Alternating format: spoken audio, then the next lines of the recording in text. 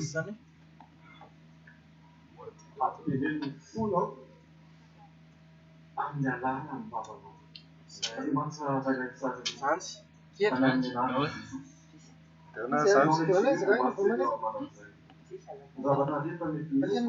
sorany mayo anao io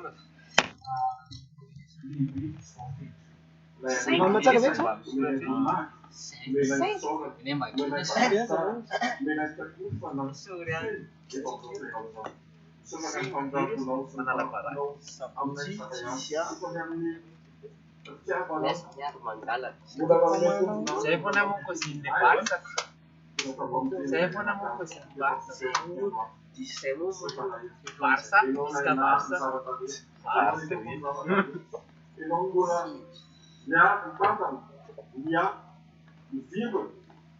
Ao nih kadref dia turten semua lupa.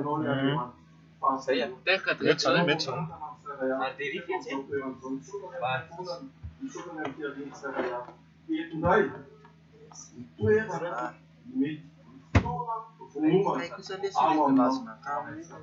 Terlalu luar tahu macam meter. Tidak meter. Lebih raya bawa.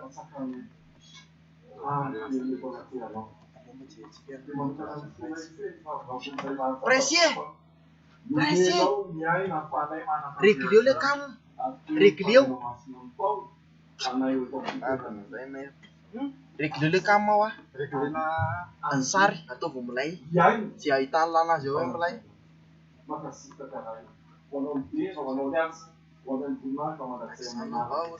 Amen. Salam fazat. Welcome to the service of Vahaolam-piaianana. Raats binnen kelar.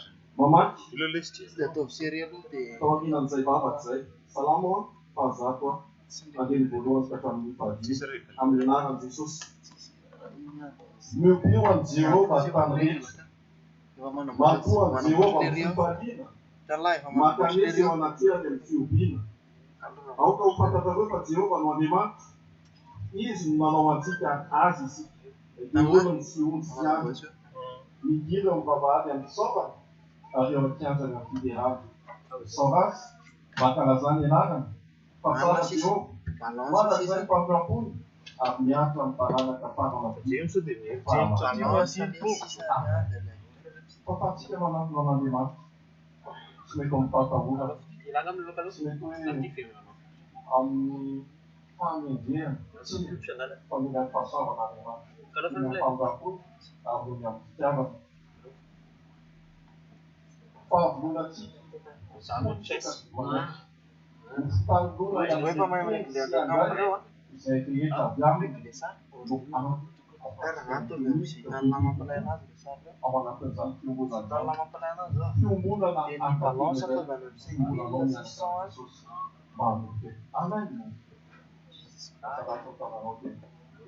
Jangan lu, bukan di.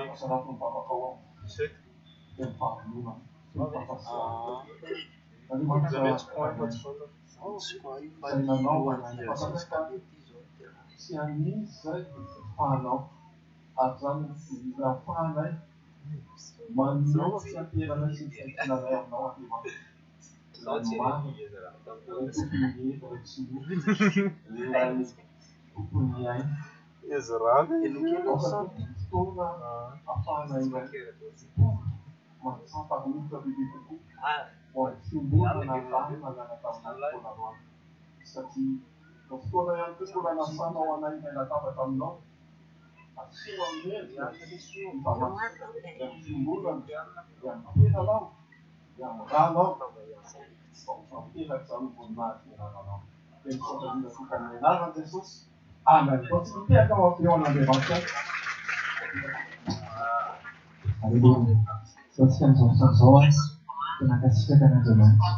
Betul bila kita pasti kita menyesuaikan dan kita menjadi karazana mite sabami sampai kita sostiamo Tuhan sama bola filmena bola nyaknya titol tijaya apakah menumpuan aja apakah miazakasi kebiasaan atau tanam di sola Tuhan dan sahabat tadi itu no bola filmena Ianao mbola matanja na mety misy salama kely raha dia ndao hisoratsika an'Andriamanitra zany raha eo amin'ny anaran'i Jesosy Kristy avy Nazareta dia ankasitraka te hisaotra anao zay Jesosy ny amin'ny fahatsaraanao ny amin'ny famindreanao, ny amin'ny famindraponao Jesosy fenao le Andriamanitra tsara sady mpanao tsara. Tonga eto izay ankasitraka anao tsotro izao fotsiny Jesosy satria anao no milaza fa ny zavatra rehetrarehetra dia tsara avokoa raha raisina amin'ny fisaorana. Ndreto izay mankasitraka anao amin'ny fifaliana. Sokafanay ny fonay ho anao Jesosy amin'ity marain'ity indray satria mbola velonay izay, mbola tsy hoe tsy afaka nahitan'ity andro androany ity zahay fa mbola mijoro zay Jesosy, mbola velo zahay dia mbola misy ny azo antenaina Jesosy. Misaotra anao zany amin'ny zavatra rehetrarehetra, misaotra ny amin'ny fiainam-piankonana misaotra ny amin'ny asana misaotra ny amin'ny mpiara-manompo aminay Jesosy, ny amin'ny fianakaviana, ny amin'ny ankonanay Jesosy, ny amin'ny fianarana, ny amin'ny zavatra rehetrarehetra Jesosy dia hisaorana anao zany Jesosy. Androany zay dia ilaza fa ianao le Andriamanitra tsara. Misaotra anao zay ry tompo tianay, le Andriamanitra mpanjaka ny mpanjaka sy tompony tompo mendrika ny fisaorana mandrakizay. Misaotra anao zahay tsika rehetra ry tompo tiana fa mbola nomena fa mbola nome tombonandro tombonandro ahiteranao Jesosy, akipino masinao dia asandrato ny tananao, ny zavatra ataonay, ny zavatra atao ankinina aminao, ankinina aminao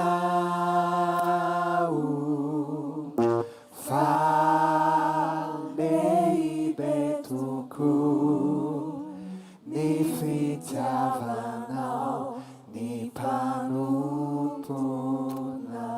Averitsika misaotra anao zay ry tompo tianay. Misaotra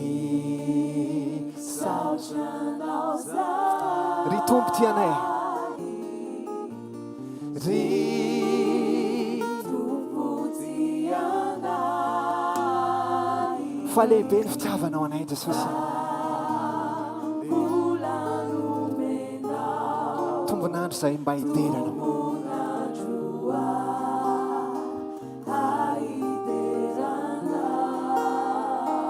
ny zavatra ataonay, ny zavatra ataonay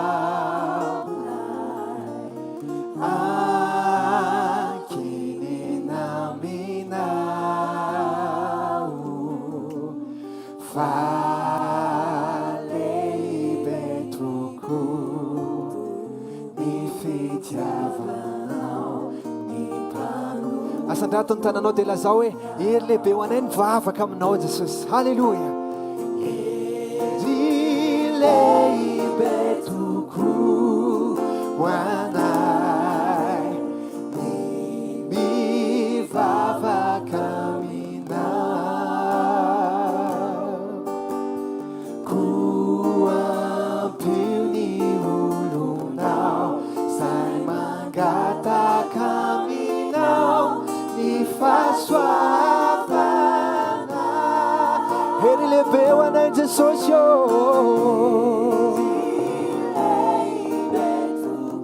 ny mivavaka aminao mivavaka aminao, koampio ny olonao zay mangataka aminao ny fahasoavana. Dao veritsika hatramin'ny voalohany mihitsy lera hoe misaotra anao zay ry tompo tianay. Misaotra anao zahay ry tompo tianay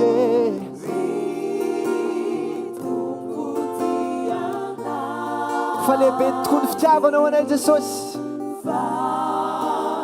Mbola nomenao tombonandro ny zavatra ataonay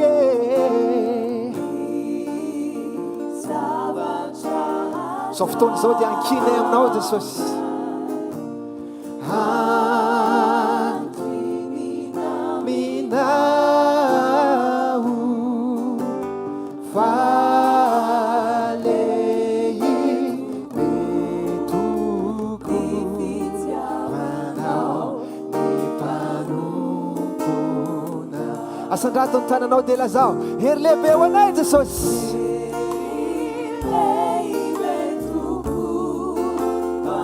ny mivavaka aminao ampio ireo olonao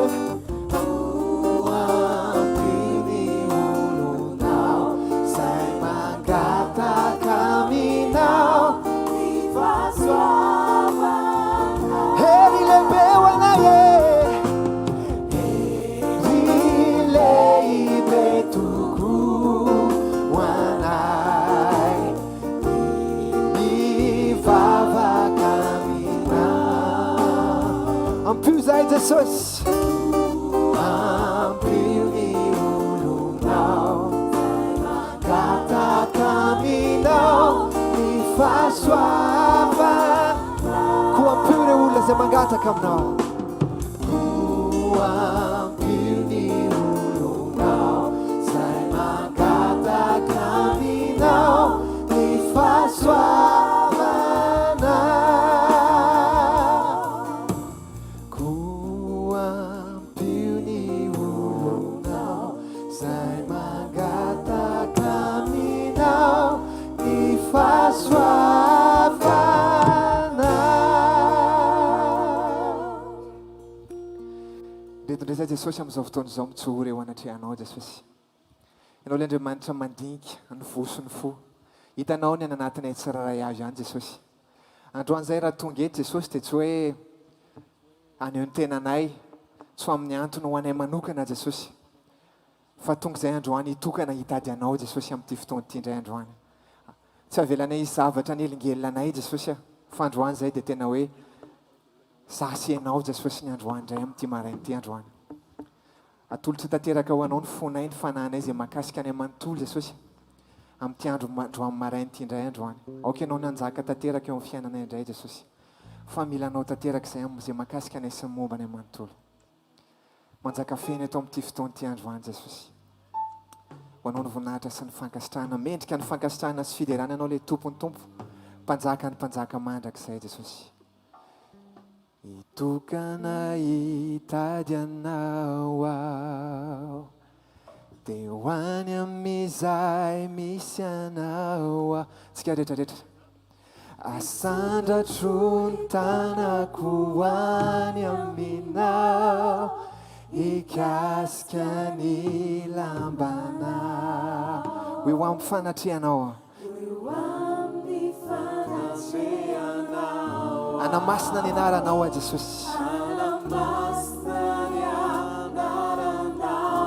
anao viveriaina anao viveriaina aminao zay momba ay ho amarininao fanay avetsika ihany zany hitokana hitady anao zay Jesosy amin'ity maraina ty hitokana hitady anao aho dia ho any amin'izay misy anao aho asandratro ny tanako ho any aminao ikasika ny lambanao ho amin'ny fanatrehanao aho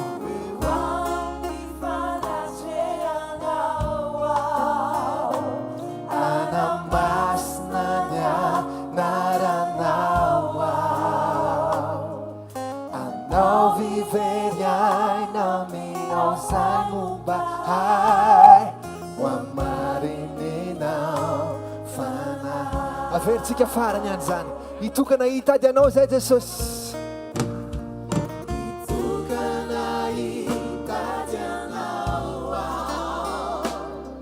dia ho any amin'izay misy anao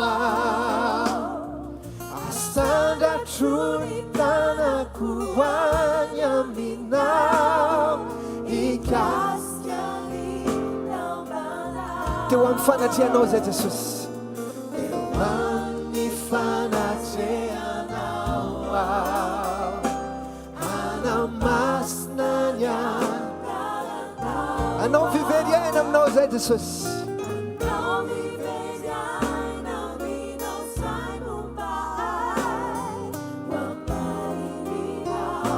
afaka hiteny mihitsy ity aho hitsaoka anao Jesosy androany maraina ity aho hitsaoka anao hitsaoka anao miankoka manome voninahitra ho anao mandrakizay ity aho hitsaoka anao hitsaoka anao zay Jesosy fa mendrika loatra ianao le mpanjaka ny mpanjaka sy tompony tompo mendrika ny fiankofany ianao Jesosy mba hiandriana anao ity aho hitsaoka anao halleluja ity aho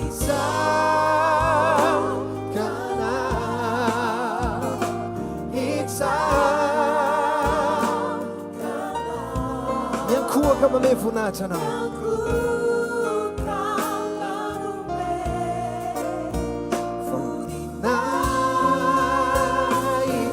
ity aho hitsaoka anao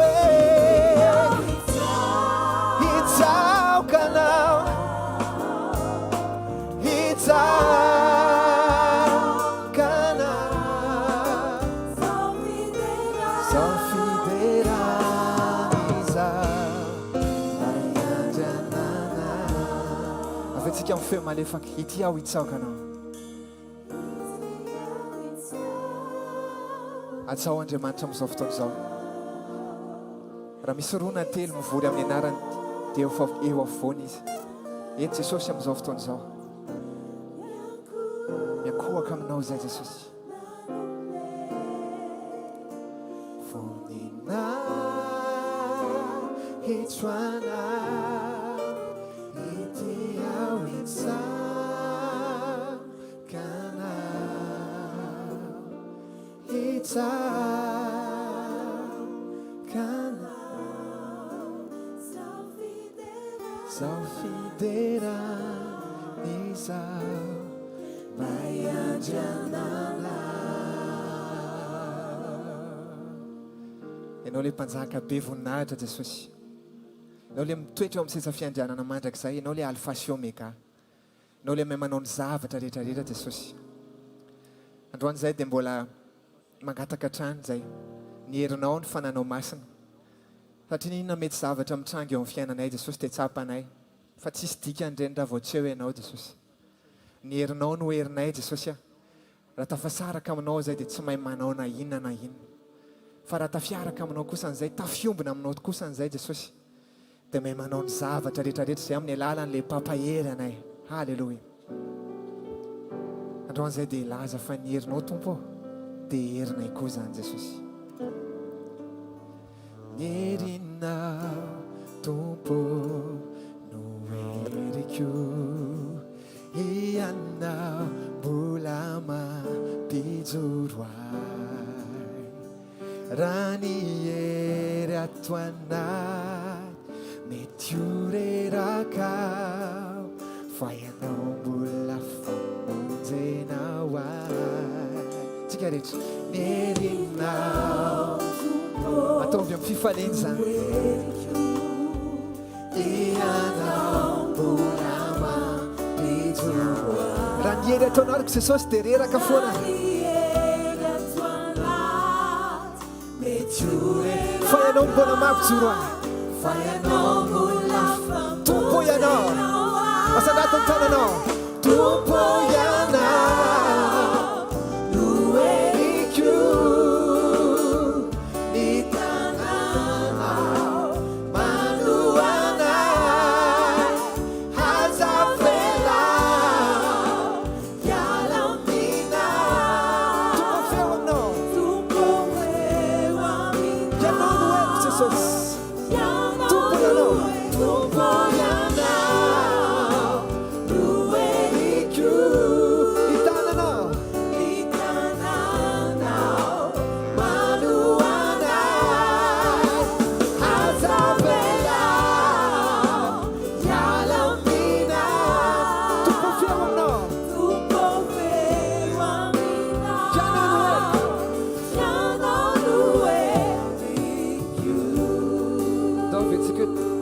Jesosy noheriko.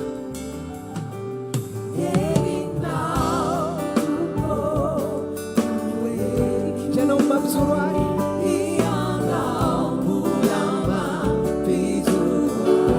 Raha ny hery atao anatiko e. Mety hoeraka foanafoana Jesosy. Faly anao. Ianao Jesosy noheriko.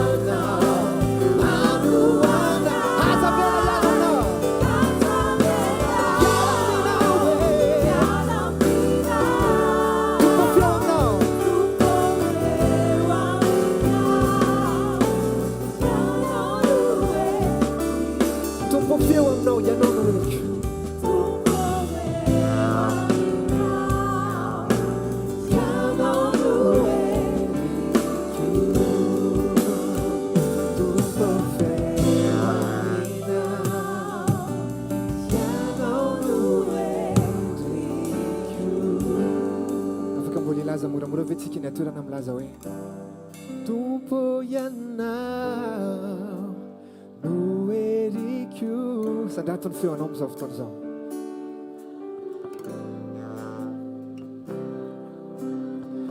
Aza vela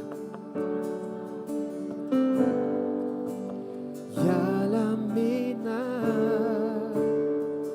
tompo feo ami.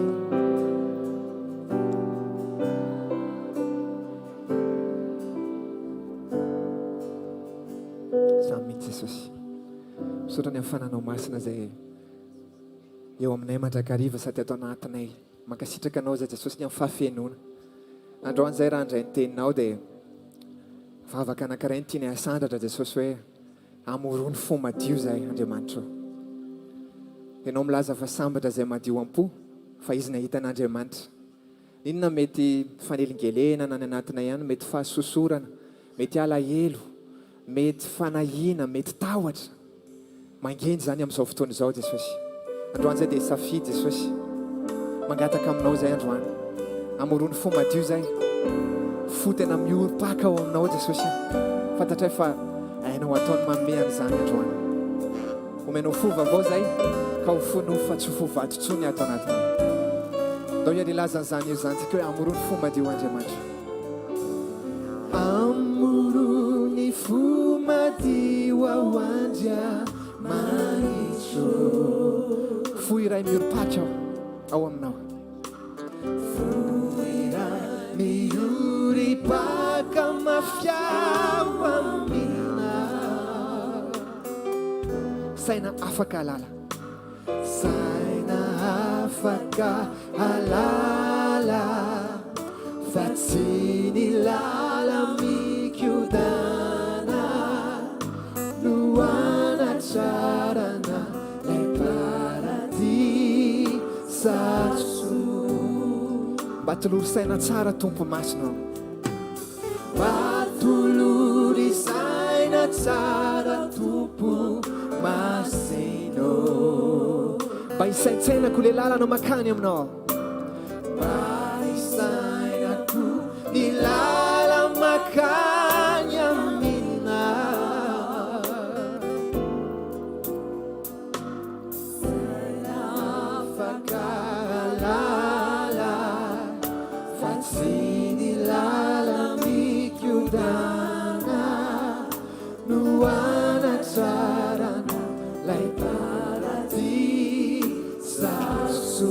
mandato ny tananao dia lazao akekezo e akekezo e ity ny tanako feky famalo zanetirano be aza vela dia irery tantano andala anao sovery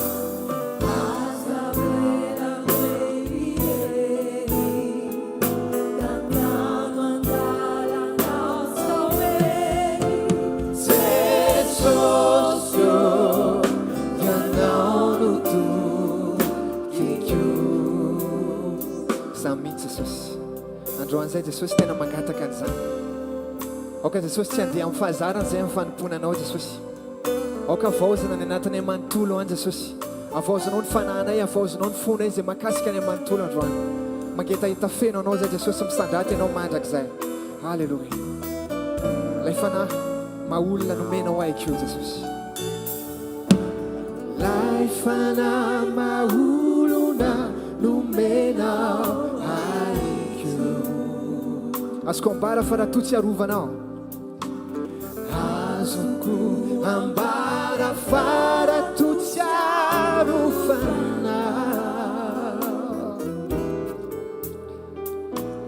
dia manjary mampanay raha tratry ny fankapanay ka farany lomaisy o ratsy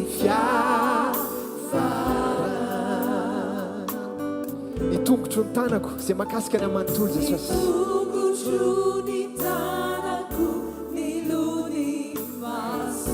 ny eritreritro ny sofoko ny vavako Jesosy ampelatananao daholo zany eritreritro ny sofiko ny vavako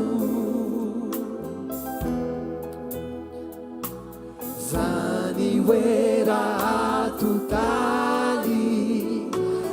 zava-bitsibitsy ihany fizaho mihitsy no apetrako amina lazao akekezo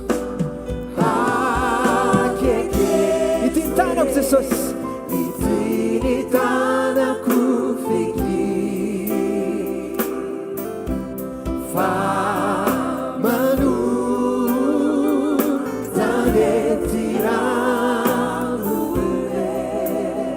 aza vela dia irery tantano andalanao sovery aza vela dia irery tantano andalanao sovery Jesosy ianao no tombokeko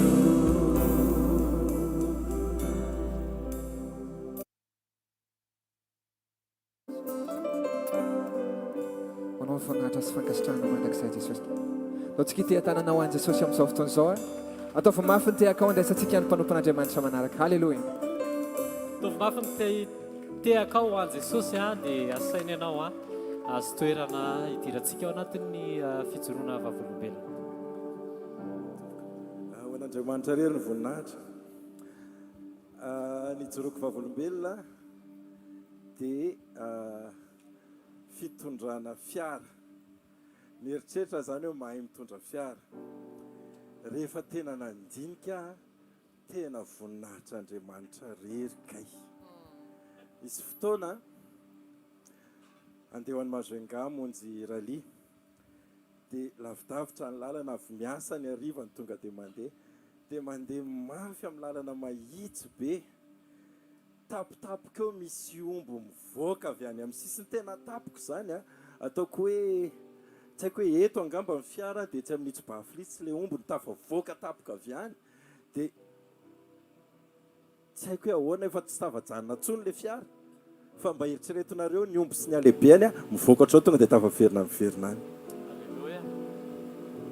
nisy fotoana andeha ho an'ny Tomasina dia tsy fantatro hoe ahoana fa tamin'izay 3 alina tsy natory fa mitondra fiara foana aller retour 3 alina tsy natory dia reraka nivoaka ny arabe dia lasa dia nidina kitakitakitaky dia mahita an'ireny akondro reny a dia hazo be reny mitsambikimbikina an'ilay fiara dia miandro zany ianao fa tsy hitanao tsony hoe inona andro alina teo hoe 40 kilometre ialany tamatavy angamba zany mijanona ilay tomobile eo amorona arabe hatramin'ny androany a tsy hitako izay fanazavanana zany inona koa ny zavatra nisy tena be dia be mihitsy natao hoe mitondra moto ary eto Antananarivo tena hitako be mihitsy ny fidirany anjely atsehatra eny an-dalana misy zavatra tsy voafehanao tsony dia voakisaka ohatr'izao dia miala ohatr'izao dia tena hoe tena manaiko hoe Jesosy fa tsy za rery tompoko farany teo ataoko hoe ray volana lasa angamba izay nanao mission tany ambanivohitra tany dia faly ery ilay olana andray anay nahazo fiara vaovao izy dia izy nitondra dia izy eto amin'ny devant ianao dia noentiny dia nandeha dia mandeha mafy be izy dia ilay lalana ratsy be dia tonga amina toerana anankiray amin'izay lasa misisiny loatra ilay fiara dia nenjera ny tena mahafinaritra rehefa mandeha any ambanivohitra dia avoakako ohatr'izao ny tanako dia tratran'ilay rivotra eo fa tsy haiko hoe naninana ampidirina tapoka ilay izy nivadika ilay fiara vadika ohatr'izao ilay fiara dia tany eo ny eo aloha dia mbola saika hivadibadika tany fa so ihany nisy olona taoriana dia ilay olona nanoana an'ilay fiara ohatr'izao fa dia isorana an'Andriamanitra fa na ilay fiara raha tsy naninana na renina dia tsy naninana rehefa avy eo fa tena hoe tsisy nakika kely ohatry ny tiara tamin'izany tena manaiky tanteraka tompoko fa Jesosy nisy fotoana tena fa reraka be tamin'izay any manomboka any Andoharano fotsy no mitondra tomobila efa avy any alavitra be any dia tonga eo Andoharano fotsy mandra-panala olana anankiray etsy akady fotsy tsisy hitako ny lalana nefa zany eo ny volant dia efa miala ilay olona eo avo tonga saina hoe eto akady fotsy dia inona moa ny fanazavana an'izany fa tena manaiky tanteraka tompoko fa tena Jesosy fa raha ny tena efa tsy velona tsony izay lafiny anankiray fijoroana Vahaolam-piaianana dia zaho maniry fa ny mpiara-manompo rehetrarehetra tsisy hotratry ny accident zany amin'ny anaran'i Jesosy zaho maniry amin'ny anaran'i Jesosy fa ny anjelin'Andriamanitra manodidina foana raha vao miaingitsika reto raha vao mandeha tsika reto indraindray misy chauffeur tena mafinaritra be fa ny mpiara-manompo rehetrarehetra arovana raha vao miditra ao anatin'ny fitaovam-pitaterana anankiray dia tsisy voakasika voninahitra ho an'i Jesosy rery ihany ndao teka mafany Jesosy tsika ny amin'ny fierovany any amin'ny famindrampony any tsy misy no tsika tsirairay avy fa tsika no mijoro eto androany dia no Jesosy irery any Alleluia joroako Vahaolam-piaianana amintsika rehetra dia tahaka an'ilay misy olona zay tahaka an'ilay jiolahy teo akaikin'i Jesosy hoe tsarovy ao izy rehefa tonga ny hafanjakanao ianao misy olona anankiray tena efa hoe accusé tanteraka izy zany ary tena hoe mahafaty sady fatana mahafaty koa no nataony dia za koa zany tao anatin'ilay izy accusé atoro indray ahako fa tafahoana taminy tany amin'ny toerana anankiray izay tsy eritreretina mihitsy tratran'ilay accusation atoro ianao dia mikorotana tsisy fitsaharana tsisy fiadanana tsy tafahombona amin'i Jesosy tsy mahita ininona tsy mahafaka mivavaka tsisy teny tsaronao na ray ary fa rehefa nanomboka ny tsahatra ianao na tsiaro ianao hoe misy fanamasina afaka miasa ao anatinao dia nanomboka nampahitan'Andriamanitra tenin'Andriamanitra dia nanomboka mivavaka dia rehefa nanomboka mivavaka dia misy fitsaharana dia ny tena nahavariana tanatin'ilay izy nampanolora-tena sy niara-ny vavaka tamin'ny olona io ahako dia nisy fotoana izay nametra-panontaniana nanahoana ary izay iny namana iny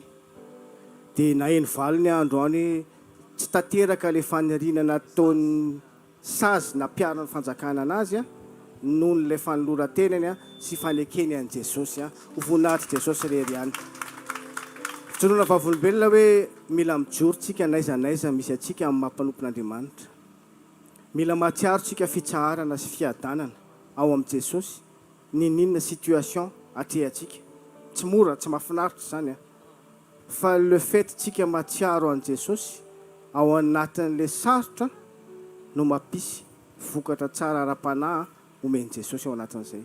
Dia izay ny fijonana vavolombelona tompoko. Teka mahafan'ny Jesosy tsika raha sitraka ao dia asaika anao hitsangana.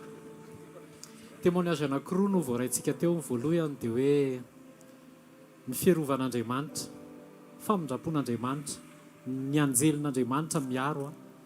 Impossible zany hoe tomobile manao tonneau zany dia mbola mijoro tsisy kika, tsisy égratignure, tsisy nininina mihitsy.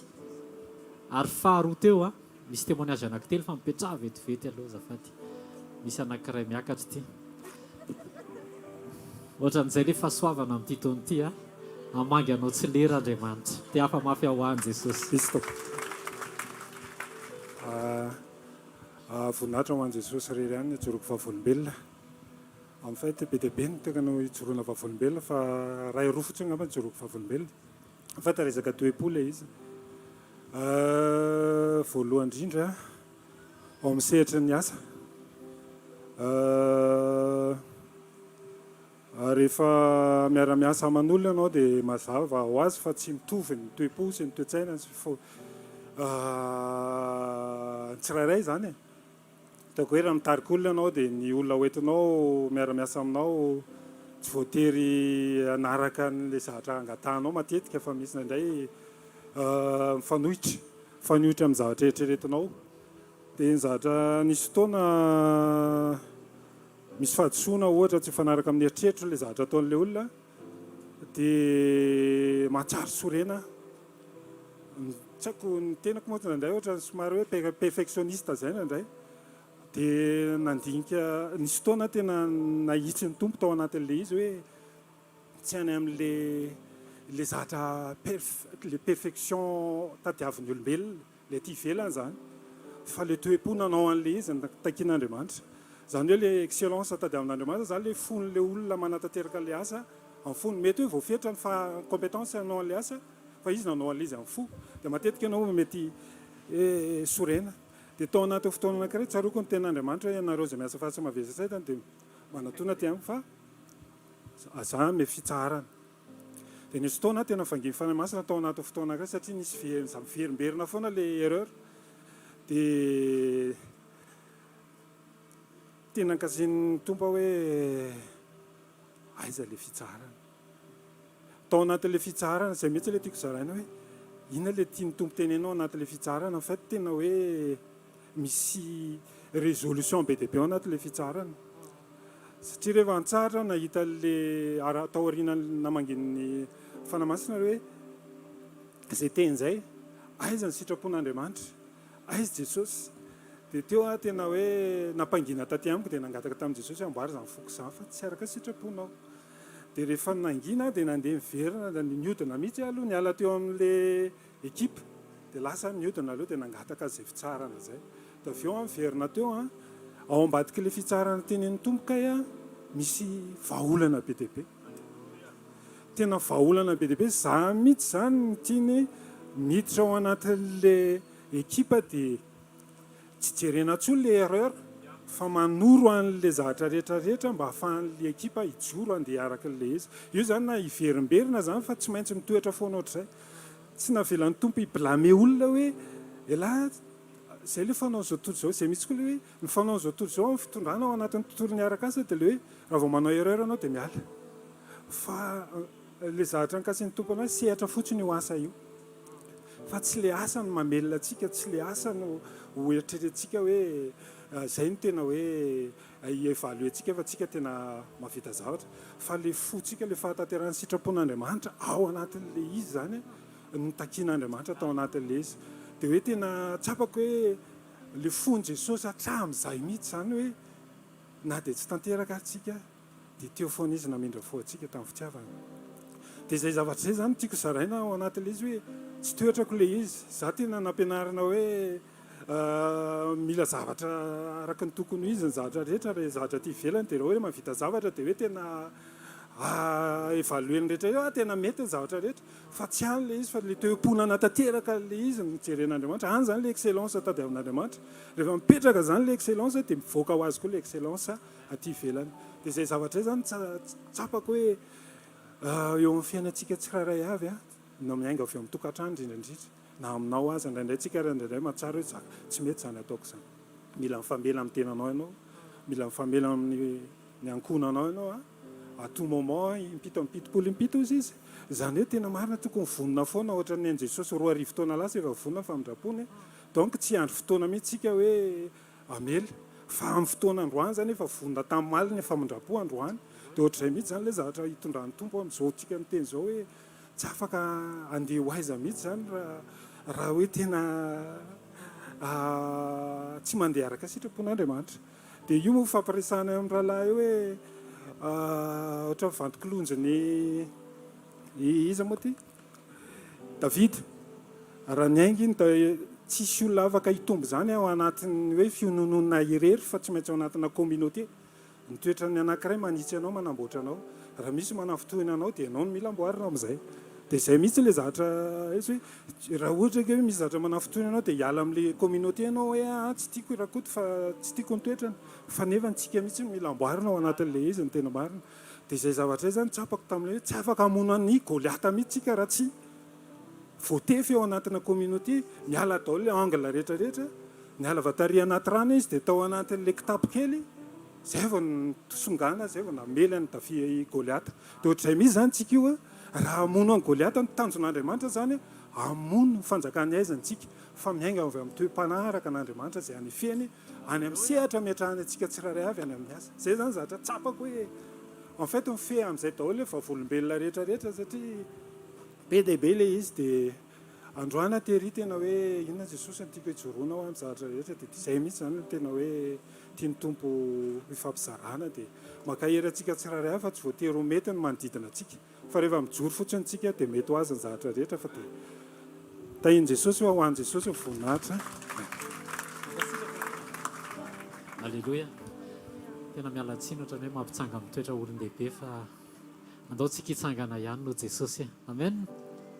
Le témoignage voalohany teo zay fierovan'Andriamanitra amin'ny famindrapon'Andriamanitra tsika mijoro androany nazana anareo tena tsisy herinao tsisy tanjakao fa no izy irery ihany zay ny fisorantsika voalohany no ny amin'ny famindrapony faharoa fitsarana ao ambadiky ny fitsarana ao izy pasteur Lofa ny situation mety miovaova mety hoe accusateur ianao tonga any amin'ny BC sy ny sisa fa misy planin'Andriamanitra ao anatina famille anankiray ianao ao anatina orinasa anankiray ianao ny fantohan'Andriamanitra tsy ny toerana misy anao tsy ny situation anao fa ny toe-ponao manaiky ve anao hitsahatra fa rehefa mitsahatra ianao be da be ny solution afaka omen'Andriamanitra isory an'Andriamanitra ny milieu zay nasian'Andriamanitra anao isory an'Andriamanitra ny position zay nasian'Andriamanitra anao fa mety io fa ndao tsika hankasitraka ny amin'le fitsarana Jesosy fiadanana zay nomeny atsika ilay fitsarana zay nomeny atsika dia isory an'Andriamanitra zany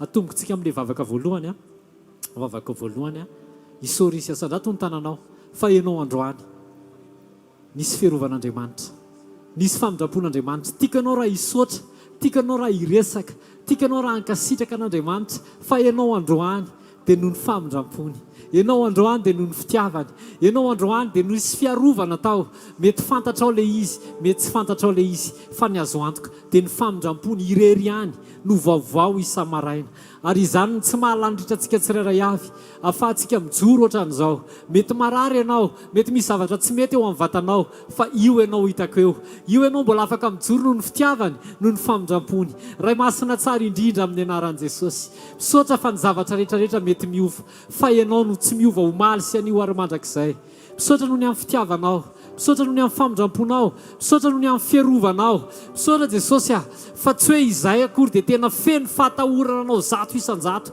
fa indraindray zay mety raraka kanefa tao anatin'ireny dia mbola namindra fo ianao nalefanao ny anjelinao nalefanao ny fierovanao na mindranao fo zahay nivadibadika impiry ny tomobile fa teo ianao misy fotoana ny herinay tena tsapanay mihitsy hoe tena efa moin izany kanefa mbola nitohizanao ny famindramponao no azoninao zay miainga amin'ny toerana anankiray zay dia tonga any amin'ny destination zay noeritreretinay misaotra Jesosy fa tsy noho izahay ireny fa noho ianao androany zay dia mankasitraka anao noho ny amin'ny fitiavanao ny amin'ny famindramponao noho ny amin'ny fierovanao amen vavaka faharoa misaotra an'Andriamanitra tsika noho ny amin'ny toerana izay nomeny antsika tsirairay avy. Halleloia. Ao anaty ankonana mety zanaka ianao, mety zafy ianao, mety ray aman-dreny ianao, mety samy manana ny toerana io. Any anaty orinasa samy manana ny toerana io. Eo amin'ny fiarahamonina mety président amin'ny fokontany ianao, mitiava mafy ho an'i Jesosy raha président amin'ny fokontany ianao. Ary be da be izany président amin'ny fokontany eto izany. Mety olon-tsotra ianao, mety filoham-panjakana ianao, mety tsy haiko. Fa zao Andriamanitra no nametraka anao eo amin'ny toerana anankiray. Tsy misy fahefana daholo izany ny tenena rehetrarehetra izany. Tsy hoe filoham-panjakana ihany akory manam-pahefana, fa ianao manam-pahefana amin'ny tenanao. Tompony safidinao ianao, mitiava mafy ho an'i Jesosy. Ny fahefana rehetra misy dia avy amin'Andriamanitra. Isaory an'Andriamanitra ny toerana anasiany anao. Asandrato ny tananao dia isaory izy. Misaotra fa napetraka ao anatin'ny ankonana Jesosy. Misaotra fa nentinao atao anatin'izao asa fanompony izao a Jesosy.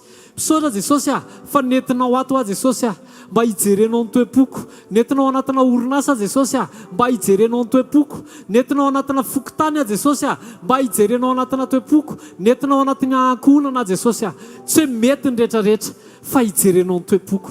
Dia isaory ny fitsarana izay nomeny Jesosy anao.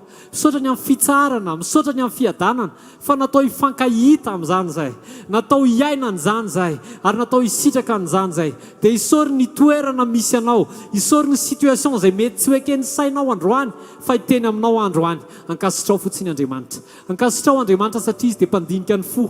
Ankasitrao Andriamanitra satria izy dia mpamantatra ny vo. Efa nandefa teny izy mba mola volana ny toe-potsika, tahaka ilay vatokely nalaina tany Andohasa na Kididy ho tonga tao anaty kitapony David mba andavo ireo fanjakany maizina. Isaory Andriamanitra ny amin'ireo teny rehetra izay efa noraisinao. Isaory Andriamanitra sokafo ny vavanao. Isaory Andriamanitra fa amin'ny alalan'ny teny no mola volana ny toe-potsika tsirairay avy, hifanaraka amin'izay any am-pon'Andriamanitra. Misaotra Jesosy fa mijery ny toe-ponay ianao. Misaotra fa izay no hifantohanao. Misaotra Jesosy ny amin'ny situation rehetra izay ampandalovinao. Tsy nantsonao izay hifantoka amin'ny manodidina, tsy nantsonao izay hifantoka amin'ny manodidina, fa nantsonao izay hifantoka amin'ny fitsarana, nantsonao izay hifantoka aminao, nantsonao izay hibanjina anao. Misaotra Jesosy mankasitraka androany dia hijery an'izany toe-po izany izay Jesosy. Hijery anao izay ao anatin'ilay teny. Nantsonao izay hifantoka aminao sy hifantoka amin'ny teny Jesosy, hitahiry ny teny, hitahiry ny fitsarana. Misaotra Jesosy amin'ny anaran'i Jesosy. Amen. Vavaka fahatelo ataontsika. Misy teny izay milaza fa ny zavatra rehetra dia miara miasa asoa izay tia an'Andriamanitra. Ozy izy ilay témoignage teo hoe accusateur pasteur Lova dia tonga tany amina toerana anankiray. Dia rehefa accusateur izy dia nataon'Andriamanitra ny fanena tamin'ny olona izay anankiray izay tena hoe nanao ny tsy mety, tokony hiarany sazy mavesatra. Kanefa tao anatin'iny dia rehefa nanaiky nanolo-tena ho an'i Jesosy le rahalahy, dia inona ny zavatra nisy? Tsy haiko hoe niantona ve aloha le sazy, fa tsy niatra le sazy. Alleloia. Tsaroako le tantara le vehivavy janga hoe nisy nanameloka anao ve? Fa ho tana mahafaty izany mijangajanga izany. Fa rehefa nanolo-tena an'i Jesosy, nanaiky hoentina teo amin'i Jesosy, dia ozy Jesosy, za koa tsy manameloka anao. Saory Jesosy ny amin'ny toe-javatra mitranga eo amin'ny fiainanao. Dia andaontsika teny amin'i Jesosy hoe Jesosy za manomboka androany dia anaiko fitaovana eo am-pelantananao Jesosy. Tsy homenatra ny filazantsara, tsy maninona izay toerana hitondranao azy Jesosy, fa hijoro anao a Jesosy. Ho fantsona hitan'ny olona anao, hiombonan'ny olona aminao. Mankasitraka Jesosy fa ny zavatra rehetra dia miara-miasa asoa izay tia anao. Mankasitraka ny amin'ny fitantananao ny fiainana tsirairay avy. Misaotra ny amin'ny fanovanao ny fiainan'olona Jesosy. Misaotra fa tsy izay no mahay manova olona, fa ianao no mahay manova olona. Aoka ny tsirairay avy Jesosy ho fitaovana ahitan'ny olona an Jesosy. Ahitan'ny olona anao eto amin'ny fiainanay tsirairay avy. Atonga nyty Madagasikara ty hiova. Voninahitra ny anaranao reriany. Raiso anao Jesosy ny voninahitra, midera laza mandrakizay amin'ny anaran'i Jesosy. Tsika rehetra iarahanao hoe amen. Andao itehaka mafy ho an'i Jesosy tsika. Idiratsika ao anatin'ny teny n'Andriamanitra. Ataovy mafy ny tehaka ho an'i Jesosy. Raha misy faly dia aoka izy iorakoraka mafy ho an'i Jesosy. Asio aleluia mafy tsara ho an'i Jesosy kosa. Aleluia. dia mbola miarabantsika amin'ny anaran'i Jesosy Kristy Tompo a voalan'ny etindray amin'izao marain'izao a. Mino fa maraim-baovao a. Vaovao maraina koa ny famindrapon'Andriamanitra. Misy zava-baovao man'Andriamanitra mbola tsy hitany masona koa androany a. Ary andro anankiray nomeny Tompo a iravorafonao a ao amin'ny ray a izao fotoana izao. Sanatony tananao dia mbola toizy ny fanikafanao ny fonao an' Jesosy. Dia tena omeo voninahitra hatrany izy a. Mankazitra azy hatrany a. Mangataha amin'i Jesosy Tompo fangio amin'ny alalan'ny teninao manokana indray a tonga eto amin'ny fanatrehanao. Izany ray amin'ny anaran'i Jesosy Kristy avy any Nazareta no hitahitanay misaotra mankasitraka manome voninahitra anao. Fangio izay amin'ny alalan'ny teny, fangio manokana amin'ny anaran'i Jesosy a. Amen. Sy teka mafitsara ho an'ny Tompo a. Maza ho toerana vetivety ary a dia anomboka tsika. Mankataka musicien mbola tsy hidina vetivety. Mbola andrositsika ao anatin'ny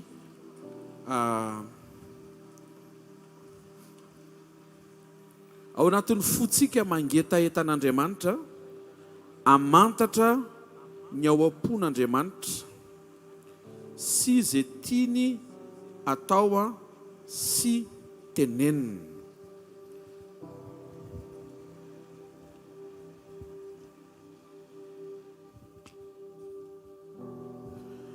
Ny lohahevitra androany a dia nampitondraina ny lohateny hoe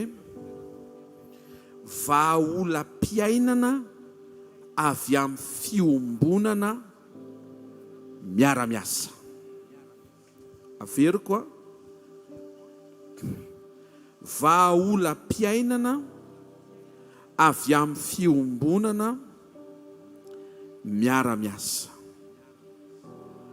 Anisany mahafinaritra ao anatin'ny vavolombelona dia ozy izy ny bokin'ny Apokalypsy fa izy ireo ozy izy naharesy azy tamin'ny teny vavolombelona sy ny rany zanak'ondry.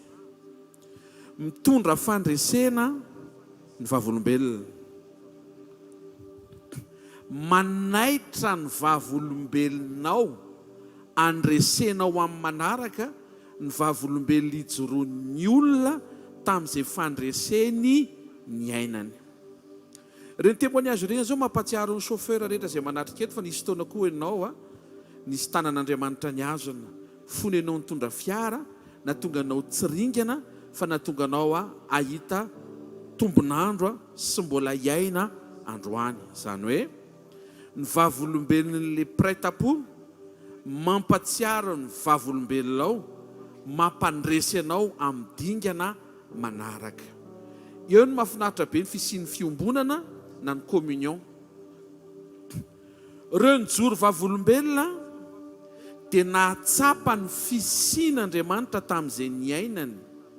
Fa maro amin'ny olona izay arovan'Andriamanitra eny an-dalana isan'andro ny tsy mahatsiaro ny fisian'Andriamanitra niaro azy fa mametraka izy fa na nitondra na niaina na nitandrina. Izany hoe izay ilay voalaza amin'ny bokin'ny Korintiana hoe manatsatso ny tenin'Andriamanitra.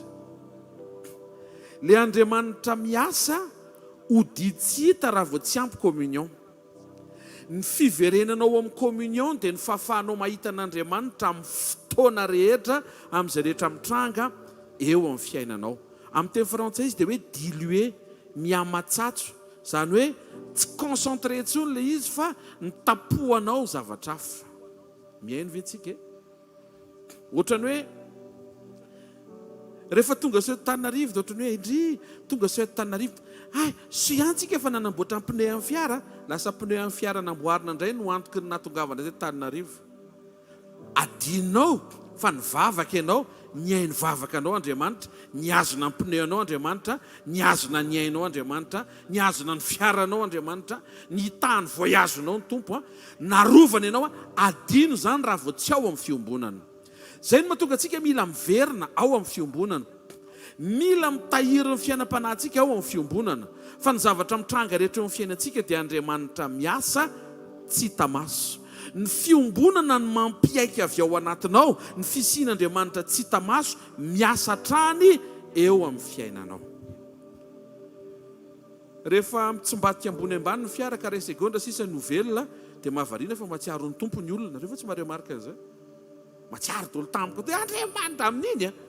Fa rehefa mandeha tsara fiara tsy Andriamanitra fa i motera mandeha tsara sy tomobile vita entretien. Te laza aminao manana fahendrena. Sakafony ao anatinao ahita n'Andriamanitra miasa eo amin'ny fiainanao.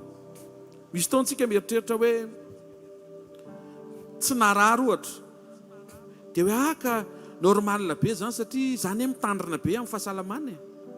Te laza aminao fa tsy zay no natonga anao salama. Andriamanitra miasa eo amin'ny fiainanao. Dia misy taontsika mieritreritra hoe ndry soa ihany fa niasa mba ahafahantsika mivelona. Dia teny aminao fa tsy avy amin'ny asanao no ivelomanao fa Andriamanitra miasa eo amin'ny fiainanao. Antanio ilay olona niasa 3 taona mbola tsy nahazo karama rehefa mbola nitsoka hatramin'izao ilay karama dia hitanao fa tsy avy amin'izay ilay izy fa Andriamanitra miasa mampahita fity. Miverenao amin'ny fiombonana mba ho mora mahita an'Andriamanitra ianao amin'izay rehetra mitranga eo amin'ny fiainanao. Ny olona tsy manana fiombonana dia olona tsy mahita intsony ny fisian'Andriamanitra eo amin'ny fiainany.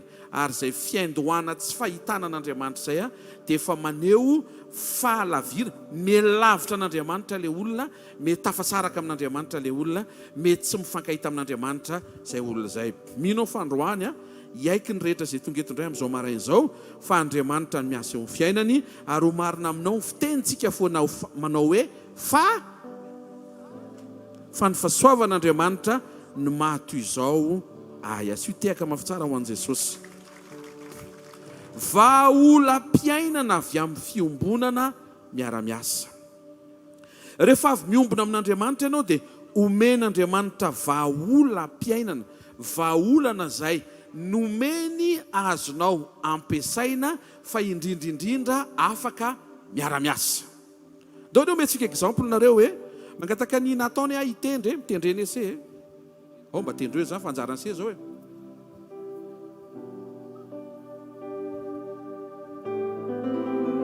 zany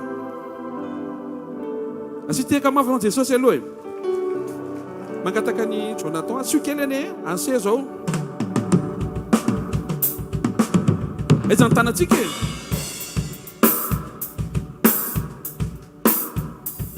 asio teka mafy tsara ho an'i Jesosy. Ngataka mifanilo mba sy voandreny le alefanse anaty story sy ril reny vetivety ndao ary.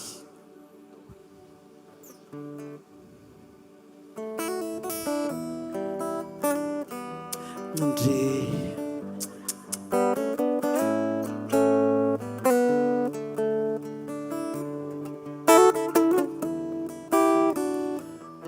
asio fiarana anatin'izay iry izay izy telo hoe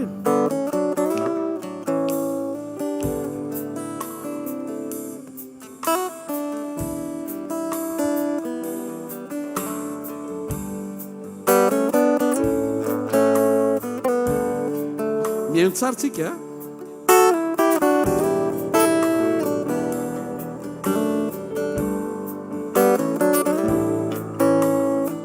asio teka mafy tsara ho an'i Jesosy. Eny hoy amin'izay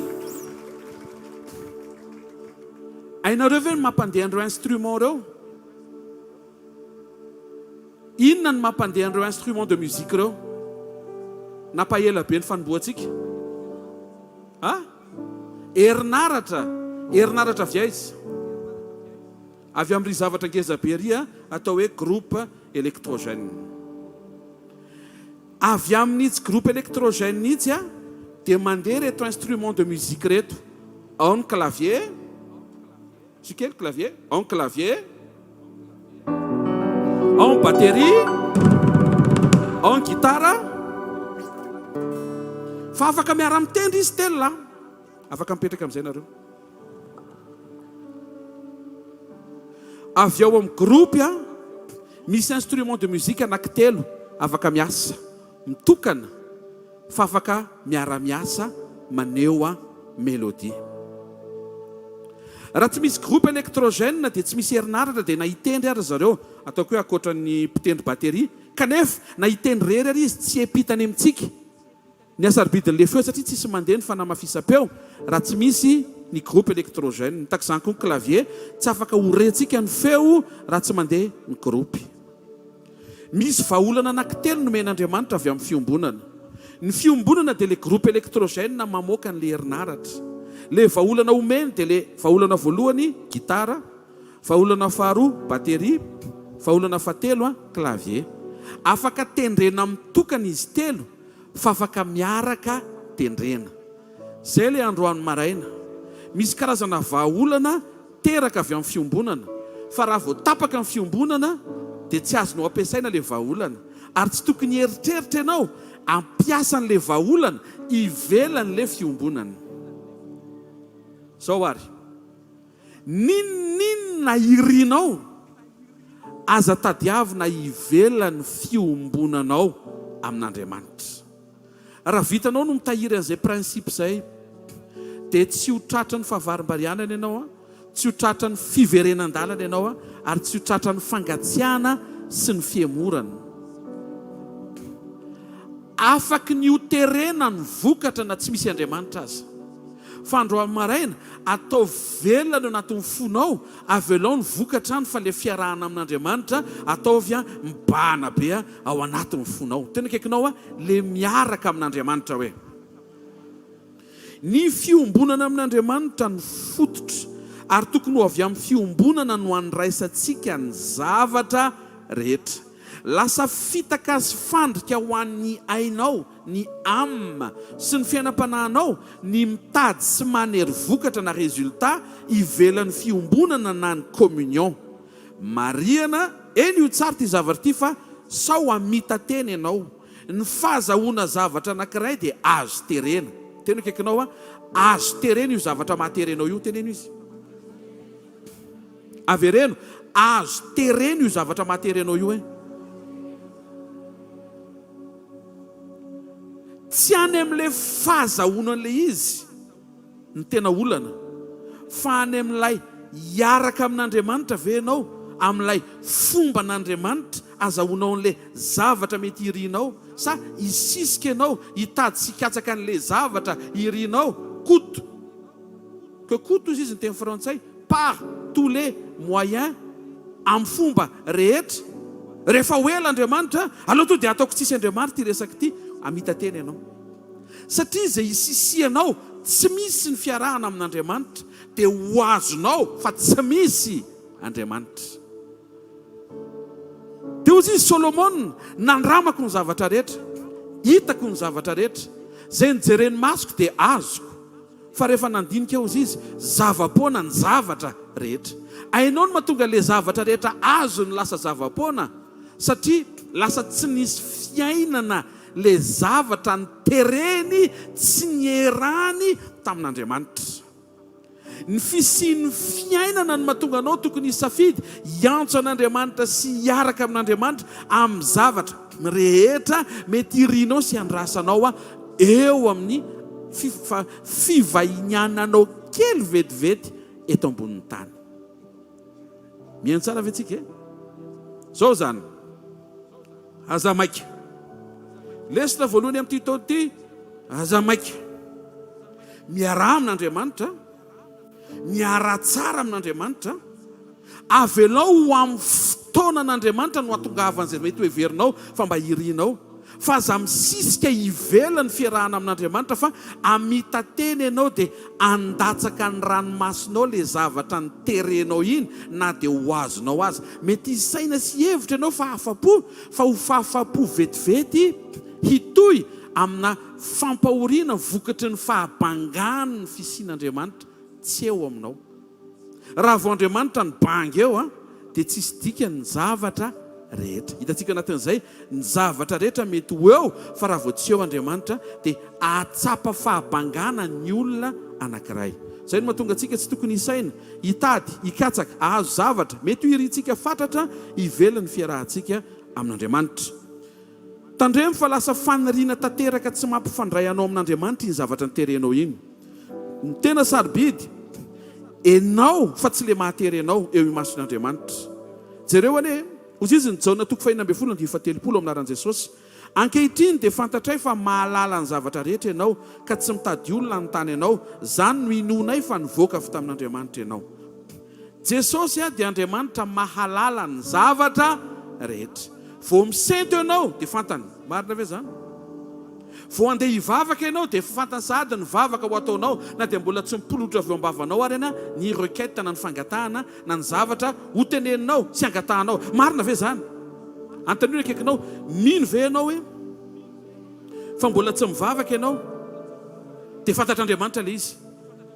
Iza mino an'izany? Amandriamanitra azy. Alleluia. Mahavariana nefa miandry ianao hivavaka izy. Fa maninona efa fantany mbola endrasany ianao hivavaka.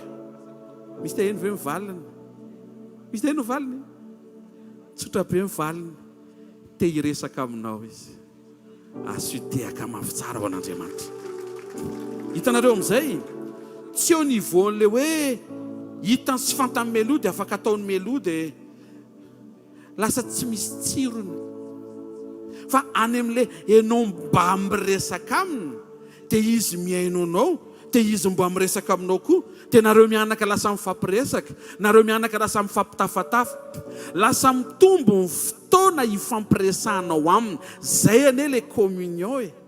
Dao amin'izay itsika ny hijery dia hiditra amin'ilay vahaolam-piainana anankitelo amin'izay e. Rehefa inona no mitranga eo amin'ny fiainanao dia lasa miresaka amin'Andriamanitra ianao. Misy olona rehefa tena le marary be, tena lefa le tsy zaka iny mihitsy ny tena hitan'Andriamanitra hoe aendreza ny fisokafa ny fony mahatsiaro ahy. Dia manontany tena Andriamanitra, ary izy rehefa salama tena manadino foana, fa izy rehefa miatrika an'io tena mora mahatsiaro ahy. Ahoana ry ny atserovany ahy foana e? Teneno akaikinao, aza zariny ohatr' izany Andriamanitra hoe. Misy olona indray rehefa le tsisy ty, fa le ohatr'izao fa le mikisikisika le izy vola. Rehefa tsy misy ny vola, tena zany ny tena aiza ny fotoana antsika eny Ambohidratrimo ho avy aho. Zany hoe mifanipaka tanteraka amin'ny bypass io zany. Lasa ny sain'Andriamanitra. Ary izy rehefa bebe vola variana, fa rehefa le tsy de misy ty, tena hitako mihitsy izy maharisika be, tena ny tanany mihitsy mitsangana mialoha amin'ny fanentanany mpanentaneta. Mbola vao hoe miarabantsika anazy efa mitsangana sady. Ozy Andriamanitra, inona re no ataoko fa tiako izy tena ho eo amin'ny fanatrehako foana. Dia ianao ihany manazatra azy amin'ilay izy. Raha zah ianao tonga saina, teneno Andriamanitra, na salama na miatrika tsy fahasalamana, mangetahetanao foana. Misy fotoana miaina fahafenoana, misy fotoana mety misedra kely fahafoanana, fa ianao eo foana mangetahetanao foana. Rehefa manomboka azonao izay fiarahana amin'Andriamanitra izay, dia manomboka tsy ankina amin'izay misy izay tsy misy eo aminao, ny etahetanao an'Andriamanitra. Ary zay anisany ampitsangana an'Andriamanitra hikarakaranao mihoatra noho izay rehetra mety mitranga eo amin'ny fiainao, satria hitany sy fantany fa izay ataony eo tsy hanova ny fifandraisanao aminy. Fa raha vao hitany eo hoe le asa vao azony tena asa tsara sady mikarama tsara no mahavelona tsara no faly daholo ny fianakaviana, fa asa tsara no afaka mandefa story tsara ny Facebook, fa sary tsara daholo. Toy izy Andriamanitra hoe io mihitsy izy variana. Dia fantatrao ny décision tsy maintsy raisin'Andriamanitra. Ampiverina anao fa tsy hoe ampijaly ianao. Tena akaikinao, tsy hoe ampijaly hoe, fa ampiverina hoe. Zay mahatonga antsika tsy tokony ho variana rehefa tonga Andriamanitra miaraka amin'ny fahasoavana sy fahatsarana. Maika aoreny tsara ny ao anatinao, miambena tsara amin'izay tokony ambenana, mandrosoa tsara amin'izay tokony androsoana. Aza vely izy zavatra avy aminy ka avarim-barinanao ho tafasaraka aminy. Anankitelo ny vahaolam-piainana nomen'Andriamanitra. Jaona 2:14 amin'aran'i Jesosy. Tomoera amiko ary izao aminareo, tahaka ny sampany tsy mahay mamoha azy raha tsy miray amin'ny voaloboka izy, dia toy izany koa ianareo raha tsy miray amiko. Ny 7, raha miray amiko ianareo ka mitoetra anatinareo ny teniko, dia angatao izay tianareo na inona fa ho tonga aminareo izany. Vahaolana telo no nomeny Jesosy eo amin'ny Jaona 12 eo. Tsy tokony isaina aloha ianao vahaolana ivelany fiombonana. Misy zany fa tsy mahasoa anao. Zay ngamba manitsy resaka zay. Misy ny vahaolana fa tsy mahasoa anao raha vao ivelany fiombonana amin'Andriamanitra. Ao amin'izay tendren'Andriamanitra no mahasoa anao, amafazanao votsara, hijinjanao votsara. Raha vao ivelany programan'Andriamanitra ianao no miketrika vahaolana, mety ho latsaka ao anatina fakapanahy ianao, anaonao foana mba azahoanao an'ilay mahatery ianao. Voalohany, meloka aloha satria tanaty fahotana nazahoana an'ilay izy. Faharoa, miomana ny fiverenana iny. Fa zay nataonao tamin'ny hafa, tsy maintsy ho avy miaraka amin'ny angady sy ny arony iny iverina eo aminao. Raha ianao zany tonga eto le fatra mpiady varotra tena efa hoe 200 ataovy 300. Dia ho avy ny fotoana rehefa hivarotra ianao, aza gaga fa hiady varotra koa ny olona. Satria zay ataonao, tena kekinao, zay ataonao hoe. Dia tena izy, tsy zay ataoko hoe fa zay ataonao hoe dia mivaly aminao hoe. Dia tena fa zay ataoko kosa hoe tsy mivaly aminao fa mivaly amiko hoe. Maheno fitombona fahendrena eto amin'ity toerana ity. Reko be mihitsy hoe mitombo le fahendrena ao am-pon'ny olona zay miaina eto. Misy olona tonga saina hoe maty misy miteny an'izay zao. Fa mihinao fa noho ny fahafatesan'i Jesosy velona ianao. Ny zava-dehibe ajanonao le tsy mety andro amin'ny maraina, dia tohizinao le mety, dia soloinao mety le tsy mety, dia ho hitanao ho semaine bénie, semaine manaraka eo amin'ny anaran'i Jesosy Kristy avy Nazareta. Satria misy zavatra izay mahatonga saina anao. Rehefa ao amin'ny programan'Andriamanitra dia misy balizy, misy arofanina didin'ny sitrapon'Andriamanitra ny fanapa-kevitra rehetra raisinao. Tsisy afa-tsy ny fanaovan-tsoa ny solution sokafan'Andriamanitra, dia iny soa ataonao iny miandry anao rapitso. Zavatra anankitelo no tenenin'ny tompo eto. Vahaolam-piaianana voalohany toetra, avereno toetra. Vahaolam-piaianana faharoa teny, avereno hoe teny. Vahaolam-piaianana fahatelo vavaka. Reo anankitelo reo na raisinao mitokana na raisinao miaraka, dia manome toky Andriamanitra fa hiasa tsara ho anao ny zavatra rehetra.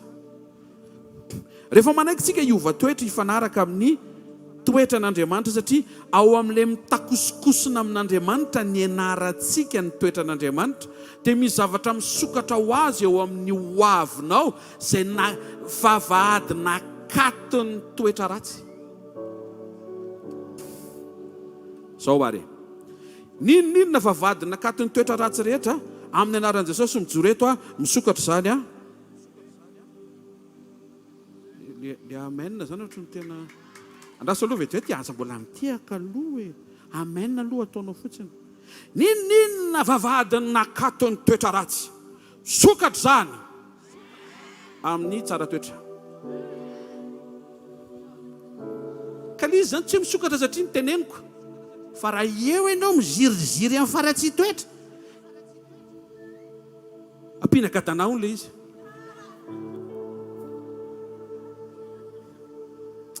Ndao retsika tena anokatra foa. Iova ianao zao maraina izao, félicitation. Tsy miova ianao zao maraina izao, courage. Misy mihaino feo. Tsy nitsodraniko no hamafan'ilay changement tsy mety hidiranao. Fa tsy hiditra ianao dia mba midira moa. Averiko. Ny vavahady nakaton'ny toetra ratsinao dia tian'Andriamanitra ho sokafana amin'ity taona ity amin'ny alalan'ny toetra tsara anao. Ka ilay izy zany tsy misokatra any amin'ity taona ity, sokatra ny taona ity, sokatra ny taona ity, ty taona ity, ty taona ity, sokatra. Tsy misokatsokatra amin'izao ilay izy. Inona nanakatona an'ilay izy? Toetra. Inona zany manokatra an'ilay izy? Andriamanitra mety efa te ameanao promotion, mampiantso le patron anao, diridirianao. Tsy tanany ozy Andriamanitra efa nampitaika le promotion fa diridiry be amin'ny masonao iny dia gaga le patron mba te hanasoa izy a dizany ohatry zao manontany le patron ça va ianao tena kaikinao mianatra manana maso malefaka hoe teneny izy ohatrandreny voromailala kely reny hoe dia le izy tsy hoe modimona voromailala nefa hita be vorondolo be zany fa le any anatin'ny fo mihitsy mba mila miove zao a tsy tafiova rery eo zany ianao tena kaikinao tsy tafiova rery eo zany ianao hoe miaraka amin'i Jesosy ianao hoe a vao tafiova hoe asitehaka mafy tsara ho an'Andriamanitra zay no mahatonga antsika avy ao amin'ny fiombonantsika ny miova toetra avy ao amin'ny fiombonantsika manana teny le solution faharoa teny raha vao tsy manana tenin'Andriamanitra ianao dia ho fitahany devoly amin'ny lainga izay afafiny mila manana teny ianao nefa ny teny tsy tafatoetra raha tsy miray amin'i Jesosy ianao le teny tafatoetra teny ny vakinao tao amin'ilay fotoana mangingina ny arahanao tamin'Andriamanitra misy efa navita ve sady mamaky baiboly no manasa vilia zany hoe tanan'ilana zany Jehovah ny mpiandry a mba asio fotoana manokana le famakiana teny aza tambatra amin'ny programa hafa le famakiana teny atao fotoana manokana mihitsiny ianao sy ny tompo miaona sy miombona ao amin'ny teny manondro azy taona vaovao ty a atao fotoana vaovao avitanao ny famakiana ny baiboly iray manontolo solution fahatelo a vavaka ao amin'ny vavaka avy amin'ny fiombonana mamaly zavatra be dehibe Andriamanitra fa raha vao vavaka tsisy fiombonana dia tsy ao amin'ilay programa andrasan'Andriamanitra hijoroanao dikan'izay miombona aloha vao mivavaka dia miaraka ireo mivavaka miombona mivavaka mifampahery ireo zavatra ireo satria ny fahafahanao manana fiombonana ianao mifampiresaka aminy a isa minitra sy isa tsekondra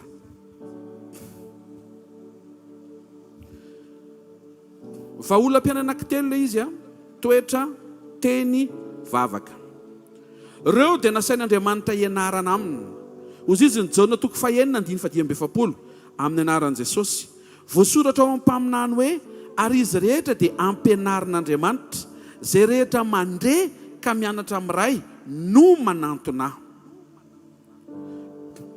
zay mandre ka mianatra no manantona zay tsy mianatra zany tsy manantona le manantona zany tsy lenao miala any amin'ny seza dia maketo amin'ny pipitra fa le manantona mianatra ao anatin'ny fianarana ny fanatonana tena kaikinao rehefa mianatra ianao hoe a dia manantona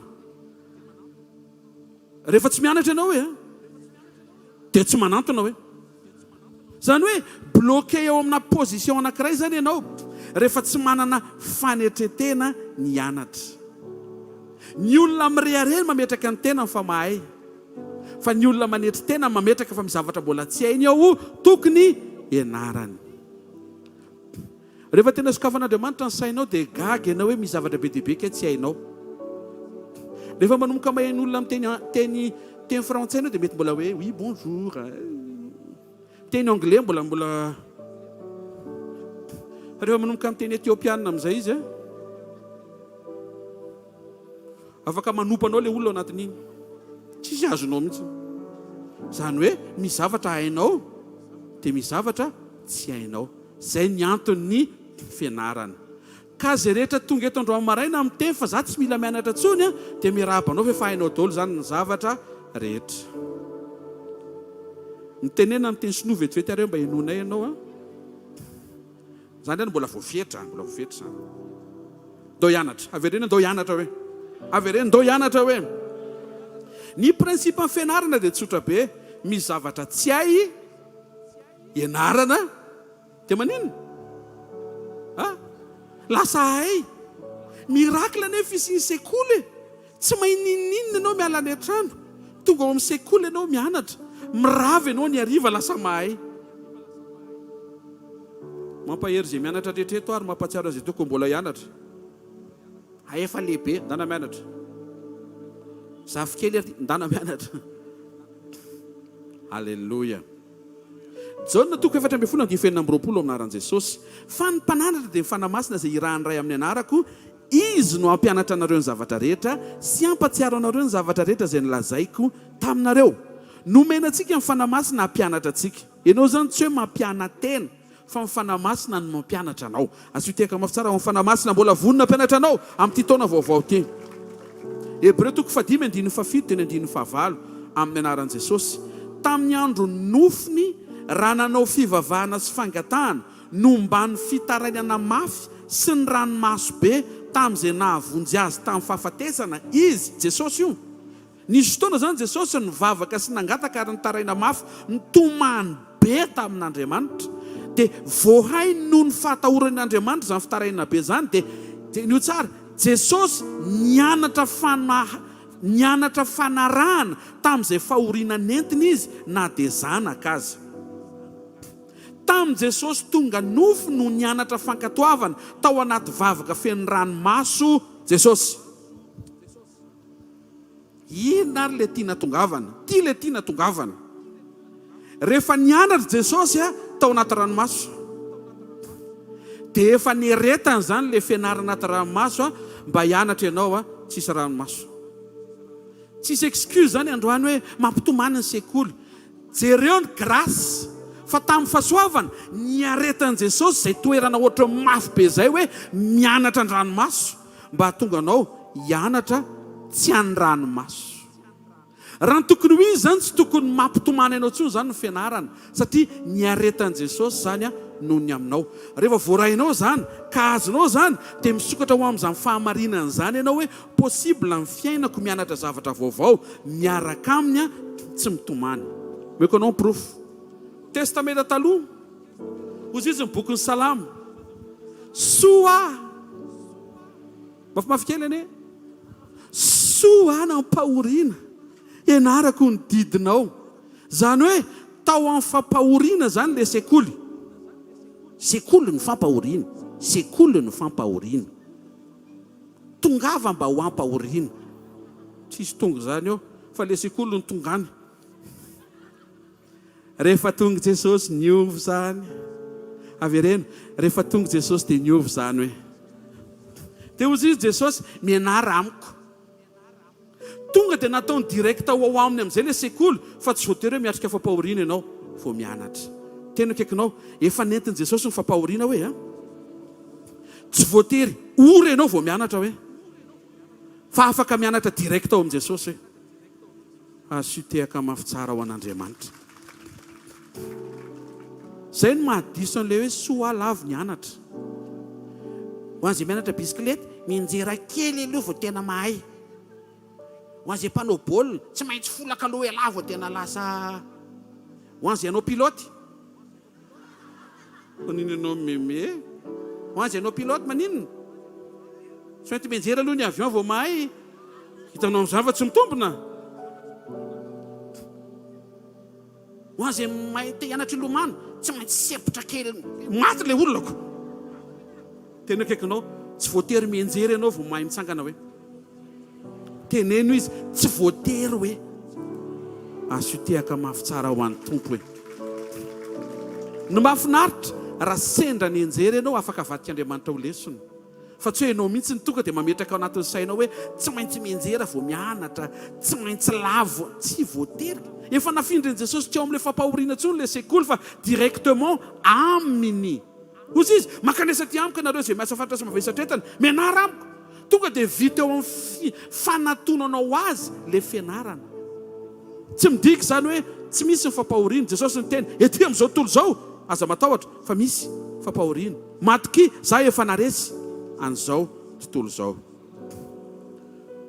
Koa satria Jesosy nianatra fankatoavana tao anaty vavaka feno ranomaso, dia ianao zany afaka hianatra aminy tsy voatery mitomany. mahita fa amin'ity taona ity hianatra zavatra be dehibe tsara be ho amin'ny hoavinao sy ny mandrakizay ianao a directement amin'i Jesosy a sady tsy mitomany a fa tonga dia mahay an'ilay izy tsara amin'ny anaran'i Jesosy Kristy avy any Nazareta. Niaritra ny amafy ny fampianarana amin'ny resaka fankatoavana Jesosy mba tsy ho mafy aminao no mianatra fankatoavana.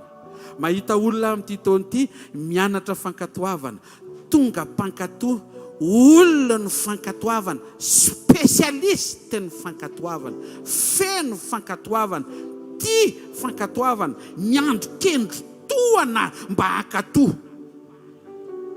Ilaina anie toetrana miandro-kendro toana io, anem tsara. Miandro direktiva. Izay direktiva latsaka eo, tonga saotra anatina safanipona misy direktiva bizara. Fa nga voatery takatry ny saina daholo ny direktiva. Ataoko ty Andriamanitra miteny sarao ny rano. Vonevo vao nanindy Satanana nisaraka ny rano. Feno rano ny siny. Divay ve ny ilaina dia rano. Hitanao afaka daholo izay. Rehefa fantatrao ny asaribidiny teny latsaka avy amin'Andriamanitra. Ho amina fampianarana antsika ankatoa tsy eo amin'ny takatry ny saina. Ny takatry ny saina anie tsy ilana fankatoavana indrindra zavatra tianao. Raha zao misy hoe Pasteur Jao, eny tompoko, miravety ianao rehefa avy eo mila mihinana pizza ray. Tianao ve mieritreritra fa mila ady mafy be mambavaka zany? Hoe tena Andriamanitra ampio ankatoana zany. Azany ve? Tenao misy karazan-javatra ny tsy dia tena ilana hoe mila finoana be satria mety amin'ilay kapoakanao. Fa ny zavatra an'Andriamanitra ny tsy izay e. Ny zavatra an'Andriamanitra dia ozy Andriamanitra manontany ianao, iza ny diso ao anatin'io zavatra mampifanditra anareo eo? Dia miteny ianao, izy! Noho izany ndany ianao mifona. Fangatsy hoe izy indray no tsisy olona mahita plaisir zany hoe tsy diso dia hifona. Hoe fona aminao fa tsy diso. Fotro zany ilay fiarahana amin'Andriamanitra. Tian'Andriamanitra ho folaka ny fanetretena. Diso ianao mifona. Tsy diso ianao mifona. Tsy tafiditra anatin'ilay disa koa ianao mbola ianao koa nasaina mifona. Misy olona zao tena tsy mety mifona zany mihitsy izy. Mba sanatria. Fa za mahita vavanginy tompo izy andro maraina zao. Alléluia. Tsy marque de faiblesse ny fifonana. Marque na repentance. Alléluia. Ozy izy ny Isaia toko voalohany 7:10 anaran'i Jesosy. Menara hanao ny tsara. Matthieu toko 4:7 le vakiko teo fa teneniny kely izy teo anaran'i Jesosy. Entony ziogako menara amiko ty le anarana fa malemy fanahy sady tsy miavonam-poa. Anankitelo le vahaolam-piainana. Vahaolam-piainana toetra teo izy Jesosy eto. Menara ny fanehoako an'le toetra. Ny école de caractère zany ao amin'i Jesosy fa tsy any aman'olona. Tena kekinao tsy mianatra toetra aman'olona ianao hoe, fa mianatra toetra an' Jesosy hoe mety ho hitanao any amin'ny olona. Zany hoe confirmation an'ilay hitanao ao amin'i Jesosy ao mangingina, le hitanao any amin'ny piraita-po ao amin'i Kristy miara mifanosokosona aminao.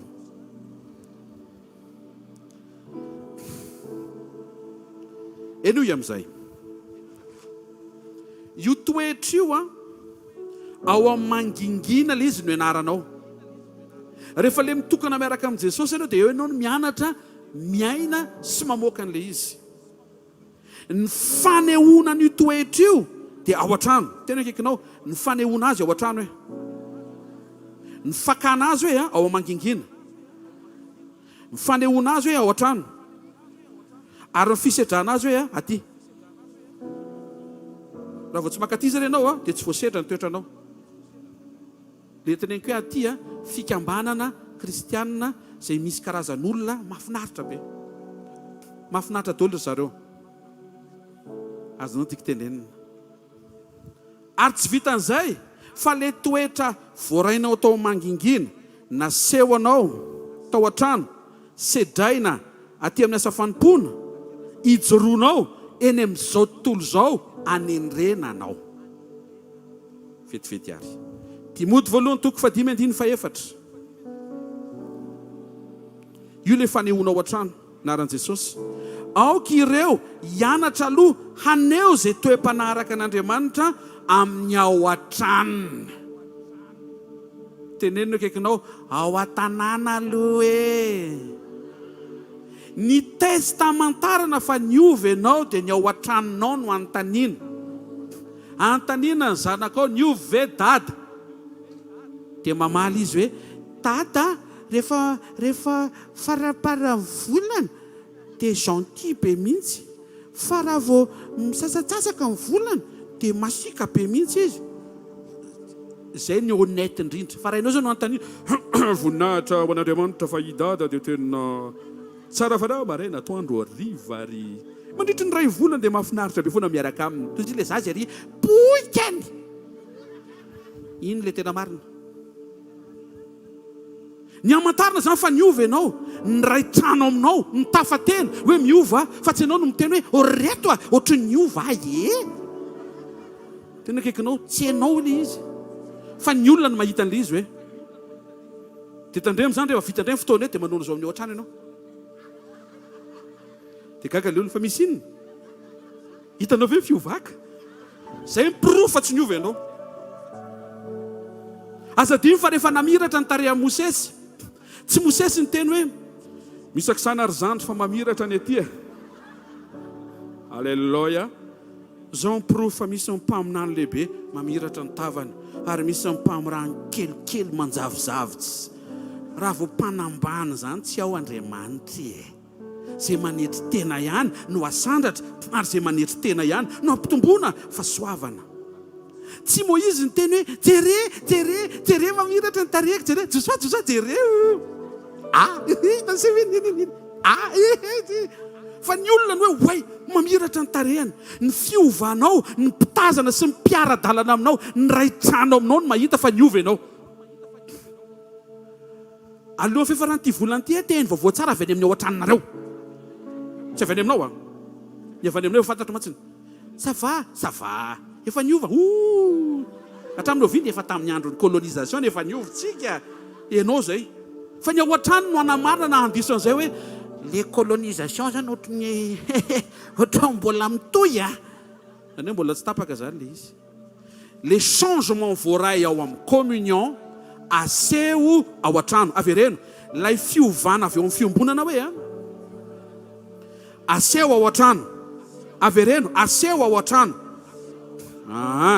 Efesianina toko 4. Efesianina toko 4 ny 2:12 ka hatramin'ny 2:12 naran'i Jesosy. Fa Jesosy nanome ny sasany ho apôstôly, ny sasany mpaminany, ny sasany evangelista, ny sasany mpiandry na pasteur, ny sasany mpampianatra. Reo rehetrareo dia nomen'Andriamanitra ho fanatanterahana ny olona masina ho amin'ny asa fanompoana amin'ny fiangonana. Avereno fanatanterahana ny olona masina hoe aty amin'ny asa fanompoana. Ohatra izao le izy manamasina ny tenanao ianao, manokana ny tenanao an'Andriamanitra any an-trano.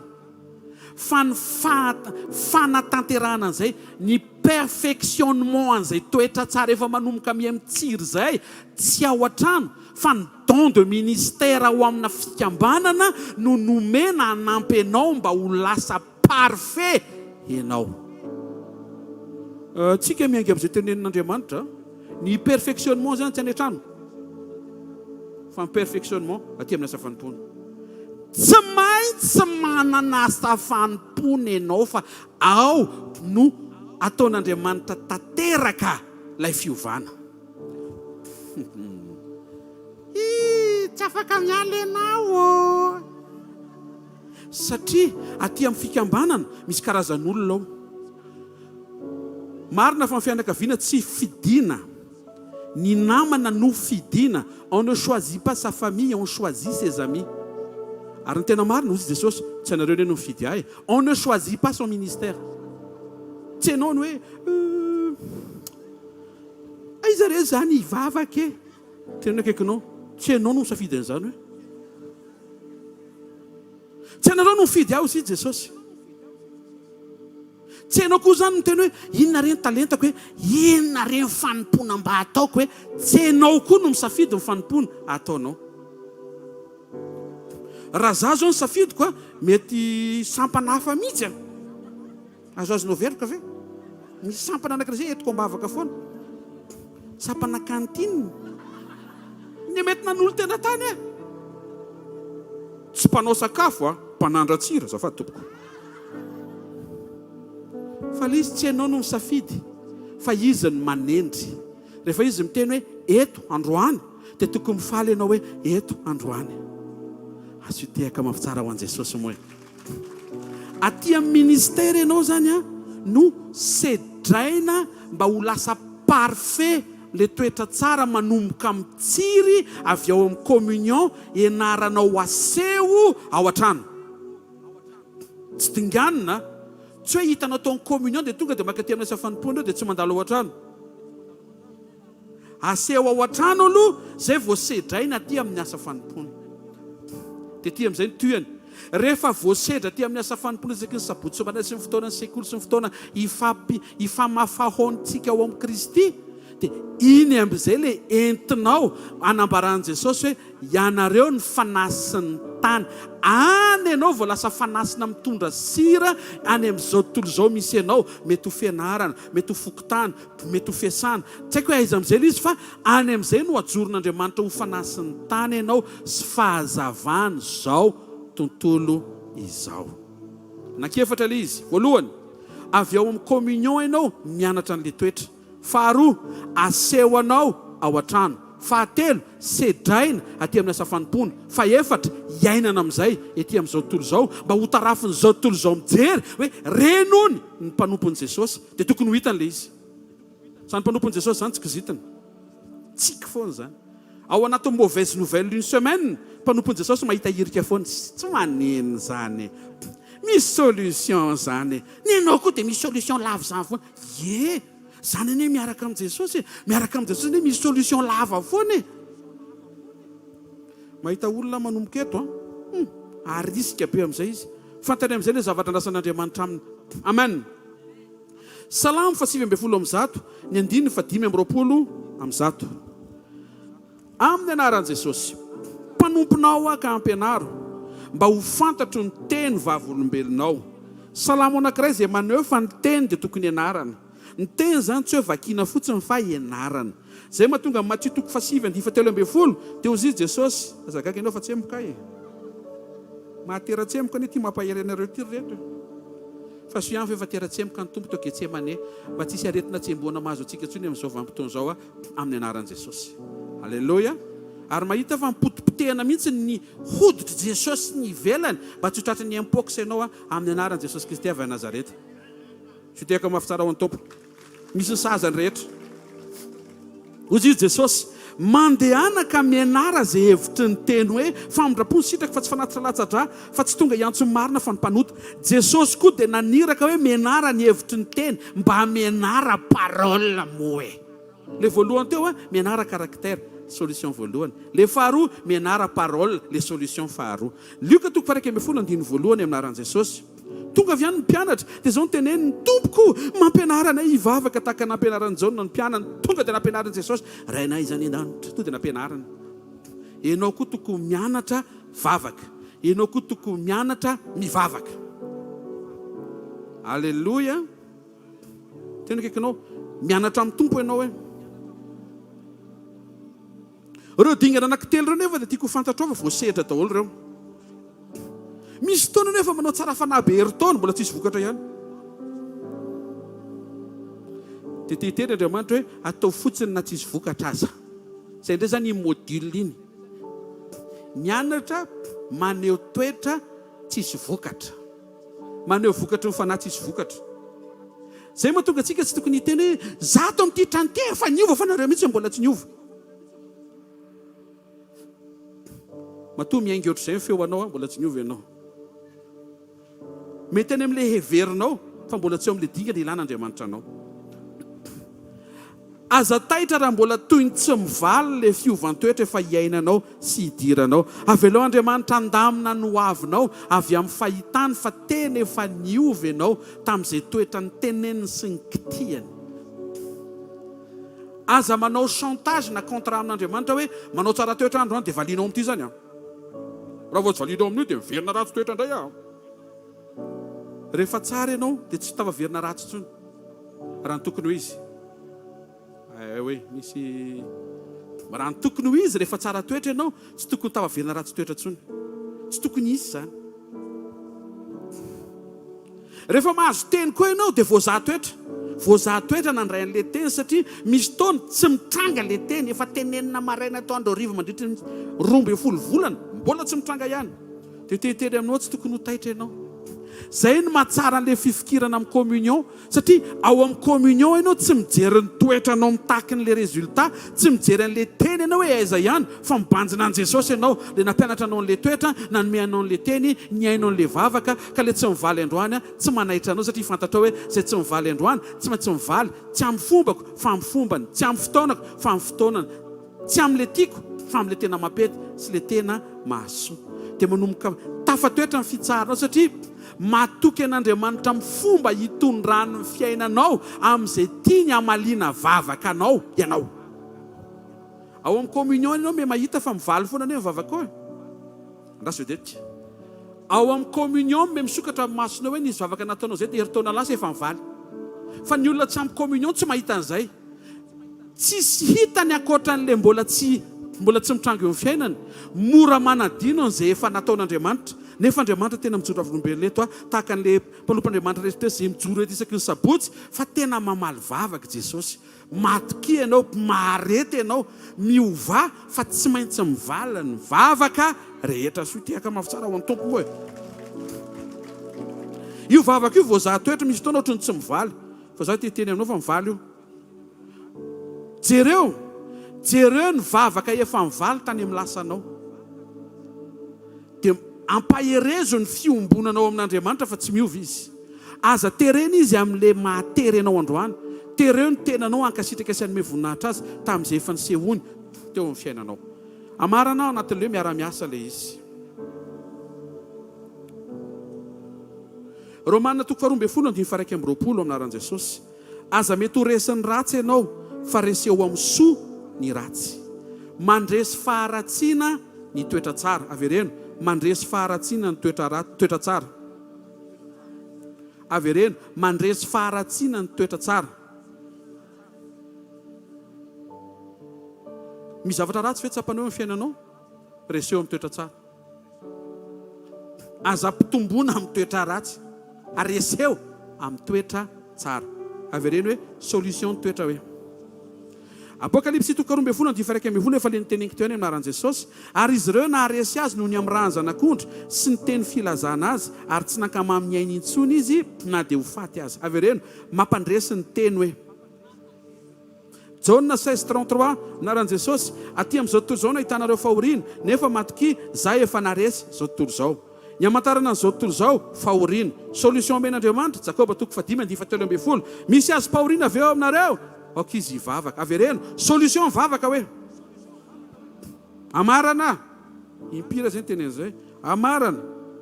Genesis 4:4-7 aminaran'i Jesosy. Raha tsara toetra ianao, motsy io miramirana va? Fa raha tsy tsara toetra kosa ianao dia mamitsaka eo ambaravarana ny ota ary ianao ny kendreny faniriny kanefa ianao ny tokony hanapaka azy. Vahaolana andresenao fakapanahy tsara toetra. Tenao kekinao ny olona tsara toetra hoe mora mandresy fakapanahy. Petera 2:2-7 fantatro ny tompo izay hamonjeny ny tsara fanahy amin'ny fakapanahy. Fa manino tsika ny tokony handresy fakapanahy? Satria rehefa mandresy fakapanahy tsika toy izy ny Jakoba 2:12 misy satro-boninahitra fiainana nolazain'i Jesosy sa omenanao. Vokatry ny satroka tsilo ny aretany teo amin'ny hazo fijaliana ho anao. Mampandresy ianao manoloana amin'ny fakapanahy ny fahatsarany toetranao. Luka 4:4 aminaran'i Jesosy. Fa Jesosy namaly azy ka nanao hoe voasoratra hoe tsy mofy ihany ny iveloman'ny olona. Nandresen'i Jesosy ny fakapanahy tany amin'ny désert nanana teny izy. ny tenin'Andriamanitra tafatoetra ao anatinao, zay lefa vahaolana faharoa, mampandresy anao fakapanahy. Fahatelo, Matthieu 26:41 minaran'i Jesosy, miareta toroka mivavaha ianareo mba tsy hidiranareo amin'ny fakapanahy. Mba tonga le fakapanahy tsy resy zany sady efa tsy tsara toetra, tsy mpamaky baiboly ny tsy mpivavaka. Dia tsy hitantsony zany zay atao satria efa reo le omena. Ny apasitera ny any tiako ianao mivavaka ho ahy dia za to dia mandresy fotsiny. Ohatrany tsy izay le izy. Tsy za mivavaka ho anao fa ianao aloha ny mivavaka dia afaka mifanampy mivavaka tsika ao aorianan'izay. Ary ahoana moa ny ivavaka anao nefa ianao efa porotro amin'ilay fakapanany amin'izay misy ianao any. Réseau tsy misy, crédit tsy misy. Ahoana ny atongavako any hoe aza manota, aza manota, naninona. Tsy maintsy ianao rery miandrika izy miaraka amin'ny communion. Fa possible amin'ny fandresena satria omen'Andriamanitra izy avy ao amin'ny fiombonana mamoaka toetra tsara, avy ao amin'ny fiombonana mamoaka teny tsara, avy ao amin'ny fiombonana mivavaka tsara. Ao aorianan'izay tsisy fakapanahy ahalavo anao. Mijoro ianao mpandresy fakapanahy. Maneho ny fandresena nomen'i Jesosy hita maso amin'izay atrehanao fa tsy ahalavo anao tsony izay nalavo anao, ary izay mety ho fakapanahy vaovao mbola tsy hita masonao to dia omen'Andriamanitra discernement aza miroboka aza miditra fa tsy maso anao. Ary ny tena mahafinaritra maranako azy fa ny telo izay namarana. Ozy Jesosy mivavaha mba tsy hidiranareo. Ny fakapanahy zany tsy miditra ao anatinao fa ianao ny miditra any amin'ilay kizo sokafa ny fakapanahy. Zany hoe ianao zany efa tsy ao anaty kizo tadiavin'ny devolo averina. Zay ny fiarahana amin'i Jesosy. Ianao efa afaka fa tiany devolo afatotra indray. Niza manapatsapana tonga eto hoe ohatran'ny voafatotra lainga ny devolo zany tsy voafatotra ianao. Efa afaka ianao fa tsy misokatra tsara fotsiny le fahafahanao miombona amin'Andriamanitra. Ohatran'le hoe ianao tsy miady ohatran'ny Davida mba handresy fa ianao manana ny fandresen'i Jesosy miadikady. Dia tak'izay koa ianao tsy hoe hivavaka be vao afaka fa ianao amin'ny Kristy Jesosy efa olom-baovao efa afaka fa mbola tsy mahatsapana izy satria tsy ampy le communion iombonanao amin'Andriamanitra atsapanao ny efa fiovanao. Araka ny fanahinao vao afaka hiaina izany. Fa raha araka nofo dia mety hamaritra sy hametra ianao hoe ka ny ainako sy ny ataoko ary reto. Nefa Jesosy miteny fa efa mpandresy ianao. Tena kaikinao io zavatra manjoanao io efa mpandresy hono ianao ozy Jesosy. Alleluia. Avy eo amin'ny fiombonana zavatra telo no sokafan'i Jesosy. Mamoaka toetra tsara ianao manana teny tafatoetra ianao dia mivavaka ianao. Afaka ho raisitsika ve zany dia ampiasaitsika mandritra ny andro mpiaina tsika. Aoka ianao ho tonga say anatin'ny journée zay atrehanao mandritra nyity taona ity fa occasion daholo ny zavatra rehetra amoahanao toetra tsara. Vao maraina mamaky tenin'Andriamanitra. Ataovy misy tenin'i Jesosy tafatoetra sy velona ao anatinao. Na ray sy roa sy telo fotsiny ary fa mba asio fa ny tenin'ny Paoly kosa dia miteny ao ka ny tenin'i Kristy toetra betsaka ao anatinareo. Izy tsy niteny hoe tenin'ny Abrahama. Tenin'ny Abrahama zany ala limitina sy tadidinao tsy problème. Izao nolazain'ny Abrahama dadabe anay tsy zay tenen'i Jesosy tsaroana aloha. Misy be dia be ao atiboeo matitoko fadimy sambatra izay ananina ka mananina fa izy ny ananina, sambatra izay maninona ka maninona fa izy ny aninona. Ao vakiana tsara fenofeno fahasambaranao dia averimbereno ambara tonga le izy ho masaka sy ho tafatoetra ao anatinao. Manana fotoana isan'andro hivavahana sy resahana amin'Andriamanitra. Alleluia. Tatsika hitsangana ame voninahitra ny tompo ary. Sandrato ny tananao dia ame voninahitra Jesosy. Ny amin'ny teny nomeny, ny amin'ny famanginy, ny amin'ny fanatrehany, ny amin'ny fampianarany, ny amin'ny fampaherezany. Sotranao zay ray amin'ny anaran'i Jesosy Kristy tompo notarianao sy nitaominao tamin'ny alalan'ny fanahinao tonga soeto amin'ny fanatrehanao. Sotra fa misy vahaolam-piaianana omenao amin'ny alalan'ny fiombonana. Rehefa miombona aminao zay dia sokafanao. Omenao anay ny fahafahana mandresy, fahafahana mahita ny voninahitra ao amin'ny alalan'ny toetra tsara, amin'ny alalan'ny teny tafatoetra, amin'ny alalan'ny vavaka. Tsarovy ny zanakao rehetra tonga eto amin'ny fanatrehanao andro amin'ny maraina. Arisika hianatra ny toetra avy aminao. Arisika hiverina ho amin'ny famakiteny araka ny tokony ho izy, ary indrindraindrindra anokana fotoana hivavaka sy hiresaka aminao. Tsarovo zay rehetra tonga eto amin'ny fanatrianao androany Jesosy. Aiaina izay vahaolana nomenao, ary afaka ampiara-miasa ny zavatra rehetra efa nomenao ihany koa. Afaka sady tsara toetra ny manana teny no mivavaka. Tena sitraka ao zay iainan'ireo fahafenoan'ny zavatsoa no maninao sy nomenao amin'ny alalan'ny fiombonana. Vavaka ao tsiraray avy mba hanana fiombonana tsara aminao. Tsy ho varim-bariana, tsy ho tafasaraka aminao, tsy ho lavitra anao. Ary amin'ny alalan'ny fandraisana ny fanasanao indray androany, iombonana ela tabatra aminao, dia mino izay ray amin'ny anaran'i Jesosy, mino izay Tompo, fa ho fahasoavana sy fahatsarana, fitahiana ho anay, ny fafana miombona amin'ny nofinao sy ny rahanao. Sotra betsaka amin'ny anaran'i Jesosy. Amen.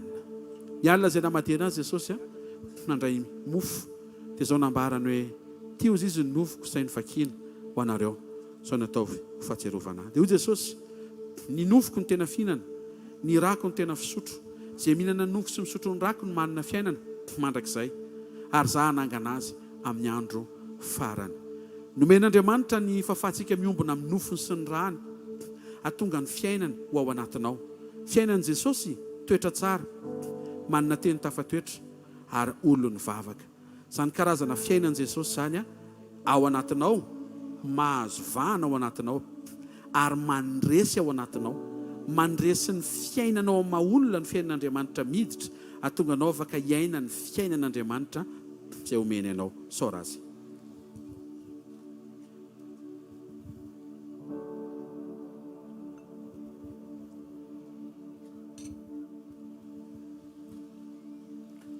Nandray kapoaka Jesosy dia nanambara hoe ty ozy izy ny kapoaka amin'ny fisaorana, raha ny fanekena vaovao izay latsaka ho famelana ny helokarao. Taontsika nandratra fisaorany amin'ny herinandro vita, ny amin'ny teny voaray, aza raha ny fisaoranao. Misaotra ray amin'ny anaran'i Jesosy. Menao herinandro pasoavana, feno famindrapo, fiarovana, mitananao teo amin'ny fiainanay. Misaotra ny amin'ny teny, misaotra ny amin'ny teny manaitra, teny manangana, teny mampahery. Misaotra ny amin'ity marain'ity, ho voninahitry ny anaranao amin'ny anaran'i Jesosy. Amen. Taontsika hiverina amin'ny Tompo. Raha nisy ny fotoana tokony nanehoantsika toetra tsara, ka tsy nataontsika izany. Raha nisy fotoana tokony namakiantsika tenin'Andriamanitra, fa kamo be antsika mamaky teny. Ary hitan'ny Tompo ilay izy satria commentaire amin'ny Facebook vitantsika mamaky azy. Nandray ilay manaraka, misy antiony dia voavaky tsara mihitsy. Fa tenin'ny Tompo zany vao eo amin'ilay Salamo 63 fotsiny hoe mangetahetanao, mangetaheta inona makaiza koa ary ninona. Taontsika hiverina amin'i Jesosy. Ao ihany koa mety kamo hivavaka. Tsy mety ane zany. Verena amin'i Jesosy dia mangata amin'ny Tompo. Ampio a Jesosy mba ho tia vavaka. Ampio mba ho tonga saina fa tsy tairin-dava mila vavako. Fa taitra tonga dia taitra ny hoe mangetaheta. Tokony hivavaka izany fanahiko izany. Jesosy miverina aminao izay.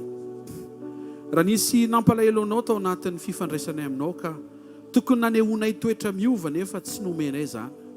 Fotoana tokony nampitoeranay teny, tokony namakiana teny, tokony niombonana taminao tamin'ny alalan'ny famakiana teny ka tsy nataonay.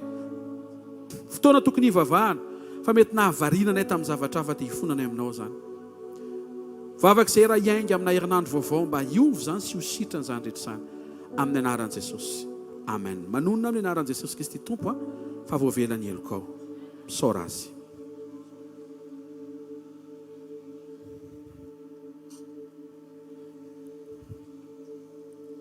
Tsangan'ny tananao dia mankasitrahany fonao ray aman-taona. Misaotranao izay ray amin'ny anaran'i Jesosy ny amin'ny latabatra mbola mivelarinao tamin'ny famindrapo ahafahany niombona taminao. Tsarovy ny zanakao rehetra tonga eto. Ao ny mety miatrika ady ao anaty vesatra, miasa saina. Mety misy zavatra manahirana, mety misy zavatra tsy vita. Mety efa mataonany, mety efa hatrany am-boaka. Vavaka izay ray amin'ny anaran'i Jesosy mba ho tsaroanao androany, ho kasianao, ho vanginao ny fivorianay. Manantena ny fisehoanao izay ary mino fa mba tsy hisy na dia rezaka hiala maina eto amin'ny fanatrianao amin'ity marain'ity. Amin'ny anaran'i Jesosy. Tsarovy amin'ny fanasitrahana izay reraka tonga eto, izay marary, izay manaintaina. Ianao ny hanokatra lalana hanome hevitra sy vahaolana ho an'izay rehetra tery, tapidalakale, miatrika zavatra manahirana. zay tsy voatonona Jesosy dia inoko ny foko manontolo fa ny fanatrehanao dia toerana hikarakarahanao ny olona rehetra. Amin'ny anara-maheran'i Jesosy Kristy avy Nazareta, amen. Anaran'i Jesosy, amen. Antsika hiteka amin'ny tsara amin'ny tompo, aza miala vetivety fa misy vaovao ampitaina dia vitsy tonga dia vavaka vetivety dia tsotra any dia to dia miravitsika satria somary efa mandeha ny fotoana. Tainy Jesosy.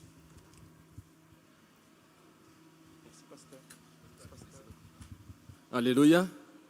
Faly miara-bantsika amin'ny anaran'i Jesosy. Saorana ny tompo fa manga ny lanitra. Alléluia. Saorana ny tompony amin'izao fivoaran'ny asa izay misy eto amin'izao toeran'izao arany amin'ny akalamanjana azy dia tsy hoe zavatra efa installé daholo ny eto efa vita milamina daholo fa tsy maintsy isaky ny sabotsy maraina vao kofokofoka ny ekipa manantanteraka an'izao zavatra zao. Ny angatana amintsika tsirairay avy rehefa sabotsy maraina indrindraindrindra ho an'ny vatan-dehilahy sy izay afaka mifanampy dia mba tonga aloha kely miaraka mifanampy amin'reto ekipa teknika reto mba amin'izay tsika afaka manomboka ara-potoana tsara ny fotoana eto amin'izao toeran'izao.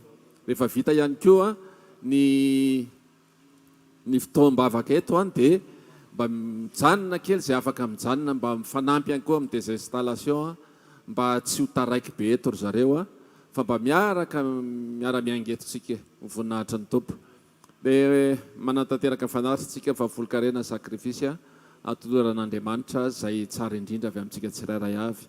Ny fotoanantsika misy moa ny fotoam-bavaka isaky ny any amin'ny quartier izay efa miomana ny amin'izany dia manontany pasteur ianao dia hoe aiza ny mety afaka alehako raha riva raha pitso maraina raha pitso hariva misy fotoana dia afaka vonjenao satria ozy izy ny tenin'Andriamanitra teo hoe mila fenitentsika dia ireny fanatrian'Andriamanitra ireny misy teny voatokana ho antsika tsirairay avy araroty izany fotoana izany. Latsinainy sy talata larobia araka ny mahazatra tsy miova eny amin'ny super u Analakely manomboka amin'ny fitoraka hatramin'ny valora sasany sekoly. Sy latsinainy sekoly-pamahana olana, talata sekoly-panasitrana ary ny alarobia dia sekoly fanambinan-toetra sy sekoly ny-tokantrano. Fotoana manokana ireo ahafahantsika tsirairay avy manararoatra vao maraina. Marina fa rehefa mifoanao vao maraina dia mivavaka. Alohan'ny atrehanao ny journée dia feno ivavaka. Alohan'ny anatrehanao ny journée feno iteny. Dia araka ny resahana teo hoe rehefa mivoaka ao anatin'ilay sekoly vao maraina ianao tsara be ny toetranao. Amen. Ao ny amola volantsika an'izany satria eny anaty bus eny dia efa miova ilay izy raha vao tsy mitandrina fa aleontsika manaroatra an'izay. Saorana ny tompo ihany koa izany moa amin'izao volana janoary izao ilay fotoana tena andrasantsika tsirairay avy dao tsika tehaka mafy lohan'i Jesosy. Mino fa samy miandry an'izay fotoana izay. Inona ilay fotoana? Fifadikana. Alleluia. Miandry an'izay tsika manomboka alakamisy ny fotoanantsika mandritra ny 2 andro eo dia fadianitsika. Saorana ny tompo fa misy fotoana misy toerana manokana ahafahantsika mamonjy an'io isan'andro isan'andro ankoatra ny sabotsy. Fa isan'andro isan'andro manomboka amin'ny 7 ora pasteur, manomboka amin'ny 7 ora ao amin'ny Shalom Matanimena. Dia misokatra foana zany ao dia afaka makao tsika dia rehefa misy mpanompon'Andriamanitra moa izay tonga ao dia efa mitondra ny fotoana miaraka ny tena marina miara-miombontsika ao anatin'izay fotoana izay. Dia tsara izay afaka dia tonga avao manomboka amin'ny 7 ora dia mety hatramin'ny 3 ora eo na ohatrohatran'izany izay fotoana iarahanao. Araroatra izay fotoana rehetrarehetra izay mba ahafahantsika miomana mba ho tafatoetra ao anatintsika ilay teny izay nambaran'ny mpanompon'Andriamanitra teo izay nomen'Andriamanitra azy. Alleluia. Mety amintsika izay dia mino fa mety amintsika izay. Dia ny azadino mihaino ny FM 90.8 izay verimberinao ny tenin'Andriamanitra, ny teny manafaka, ny toroteny izay ambary eto dia isaky ny adiny iray izay mba avantage tsika aloha zany. Isaky ny adiny iray dia miverina eo ilay teny dia mba mahafantatritsika hoe ay tena tsara kosa izany teny izany mila an'izany amin'ny fiainako isan'andro isan'andro. Ny hvkl-mission moa any amin'ny Facebook zany dia afaka arahantsika mivantana ihany koa ho any izay tena tsy afaka. fa ny tenin'Andriamanitra teo azadiny ny fiarahana miangona izy tsy taka fanao sasany fanao sasany a ny mahamaiky azy any amin'ny zavatra fa ny anao mahamaiky anao dia miaraka miombom-bavaka tsika ataontsika hitsangana misaotra ny tompo ao anatin'izany rehetrarehetra izany anotra fanatitsika dia ainjiro aty anoloana ny tananao ray amin'ny anaran'i Jesosy misaotra anao zay tsy hoe nahazo teny fotsiny zay androany ilay teny fiainana Andriamanitra efa tena tsara indrindra izany fa androany zay mbola faly ihany koa manolotra zay avy any aminay ny tena marina avy any aminao ihany ny zavatra rehetra fa kasitranay tompo mbola fahavelomana fahafahanay manatanteraka n'izao fanatitra izao fahavolon-karena sakrifisy zay rehetra tany am-pon'ny tsirairay avy raha izy tompo hoanitra kasitrahany zany mivoninahitra ny anaranao tsarovy zay rehetra tonga teto Andriamanitra manana ny anjarany avy tsy hitovizana amin'ny hafa fa ianao mahafantatra zay hevitra heverana ho an'ny tsirairay dia hevitra hitondra fiadanana aoko tafatoetra amin'ny tsirairay zany fiadanana zany ray amin'ny anaran'i Jesosy Kristy avy any Nazareta amen ataontsika hitehaka mafy voninahitra ny tompo alleloia ataontsika hivavaka dia hamarana amin'ny fotoana ho eto anatrehan'i Jesosy ny fonao ho tafiditra ao amin'izay ny tenenin' Jesosy rehefa miteny Andriamanitra hoe miandry izy miandry anao izy ao amin'ilay fiovantoetra dia ataovy misy etaeta sy vesatra ary faniriana ao anatinao tsanganany tananao dia tenenao Andriamanitra ho tompo ampio amba angetaeta toetra miova ampio amba angetaeta fiovana mantoetra ataovy misokatra ny atao anatiko ahita an'ilay tsy mety mba ahafahako misiblen'ilay izy dia manovan'ilay izy ho toetra mety ampianaro aho hianatra hamoaka an'ilay toetra arakaraky ny erahako aminao sy ombonako aminao raha amin'ny anaran'i Jesosy ilay toetra miova mba ho fiadanana sy fitahiana ho an'ny ankohonana ary voasedra ety amin'ny asa fanompoana ary iainana ety amin'izao tontolo izao inona efa ianao no mitantana ianao no mamangy ary ianao no miasa entina eto anatrehanao koa raha amin'ny anaran'i Jesosy ny vavaka mba ho tia ny teninao zay tsy le teny toriana ihany sy le toriteny miverimberina isaky ny radio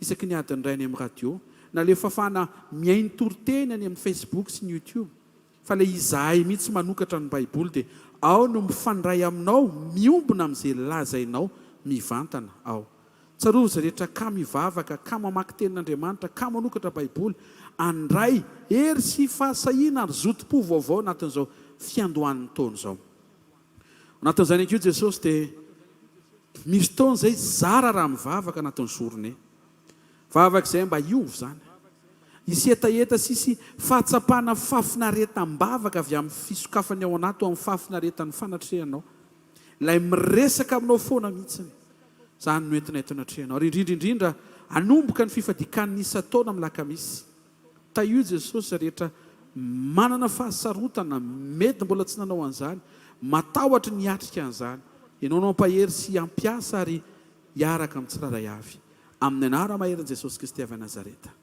amen ndaontsika hivavaka ny amin'ny asa fanompoana endreketany ray aman-drentsika ny ampitan-dranomasina amin'izao rasotoana izao iompopotsika mba ho voatany toerana ny fotoana ireo olona izay tonga manatrika ary sitrana indray marary misokatra amin'ny fianam-panahy isy olona iaina communion indray any amin'izay mission andran-tompo azy amin'ity weekend sisy semaine vaovao eo sandrato ny tananao dia iompotsika ny amin'izany ray amin'ny anaran'i Jesosy taio ry pasteur Rodolphe sy ny délégation amin'izay iraka hitondranao any amin'izay toerana sy firenena salina sy fiangonana hitantananao azy mba ho tanteraka ny fisian'ny fafinaretana sy fahafenoana fahavikisana avy eo amin'ny fanatrehanao ho maro indray no voatsindrona ampo sitrana ny marary iseho ny fanotronanao iseho ny fahagagana amin'ny kery sy fanambarana indray ianao amin'ny anaran'i Jesosy Kristy tompo amen ray saro nitsodrano izay tononona tanteraka eo amin'ny fiainanao amin'ny anaran'i Jesosy tononona ny fahatanteran'ny fiombonanao ahafahanao mitondra ny vokatry ny fanahy mamoaka ny toetra an'Andriamanitra amin'ny anaran'i Jesosy tononona ny fahatanteran'ny fanananao teny avy amin'ny zotom-ponao amaky Baiboly ary ampitoetra ny teny ao anatinao ny fahafahanao miombona amin'Andriamanitra amin'ny anaran'i Jesosy tononona amin'ny anaran'i Jesosy Kristy avy Nazareta fa olona tia vavaka feno vavaka tsara vavaka amin'ny anaran'i Jesosy Kristy avy Nazareta mandehana virena miaraka amin'ny vavolombelona aoka iseho amin'ny fiainanao ny voninahitr'Andriamanitra sy ny fampandresena amin'ny lafiny rehetra tononoko amin'ny anaran'i Jesosy rehetra nentinao teto amin'ny fanatreny androany mandehana fa miraviny zany ary ho vaovao tsara no re avy eny aminao amin'ny semaine ambony eo amin'ny anaran'i Jesosy. Tononona voatahiry ny teny voarainao, voatahiry ny fanasitrana sy ny kasika voarainao, tahina Andriamanitra ianao. Amin'ny anaran'i Jesosy Kristy avy Nazareta. Amen. Sy teka mahatsara ho an Jesosy. Alleluia. Tena akaikinao voatahy ianao hoe tsara toetra ianao hoe manana teny ianao hoe tia vavaka ianao hoe tafavoaka ianao hoe amin'ny anaran'i Jesosy. Tiaka mafy be ho an'ny Tompo. Tsara ro ny fahasoavana fa ny fahasoavan'Andriamanitra no maty izao ary ny fahasoavan'Andriamanitra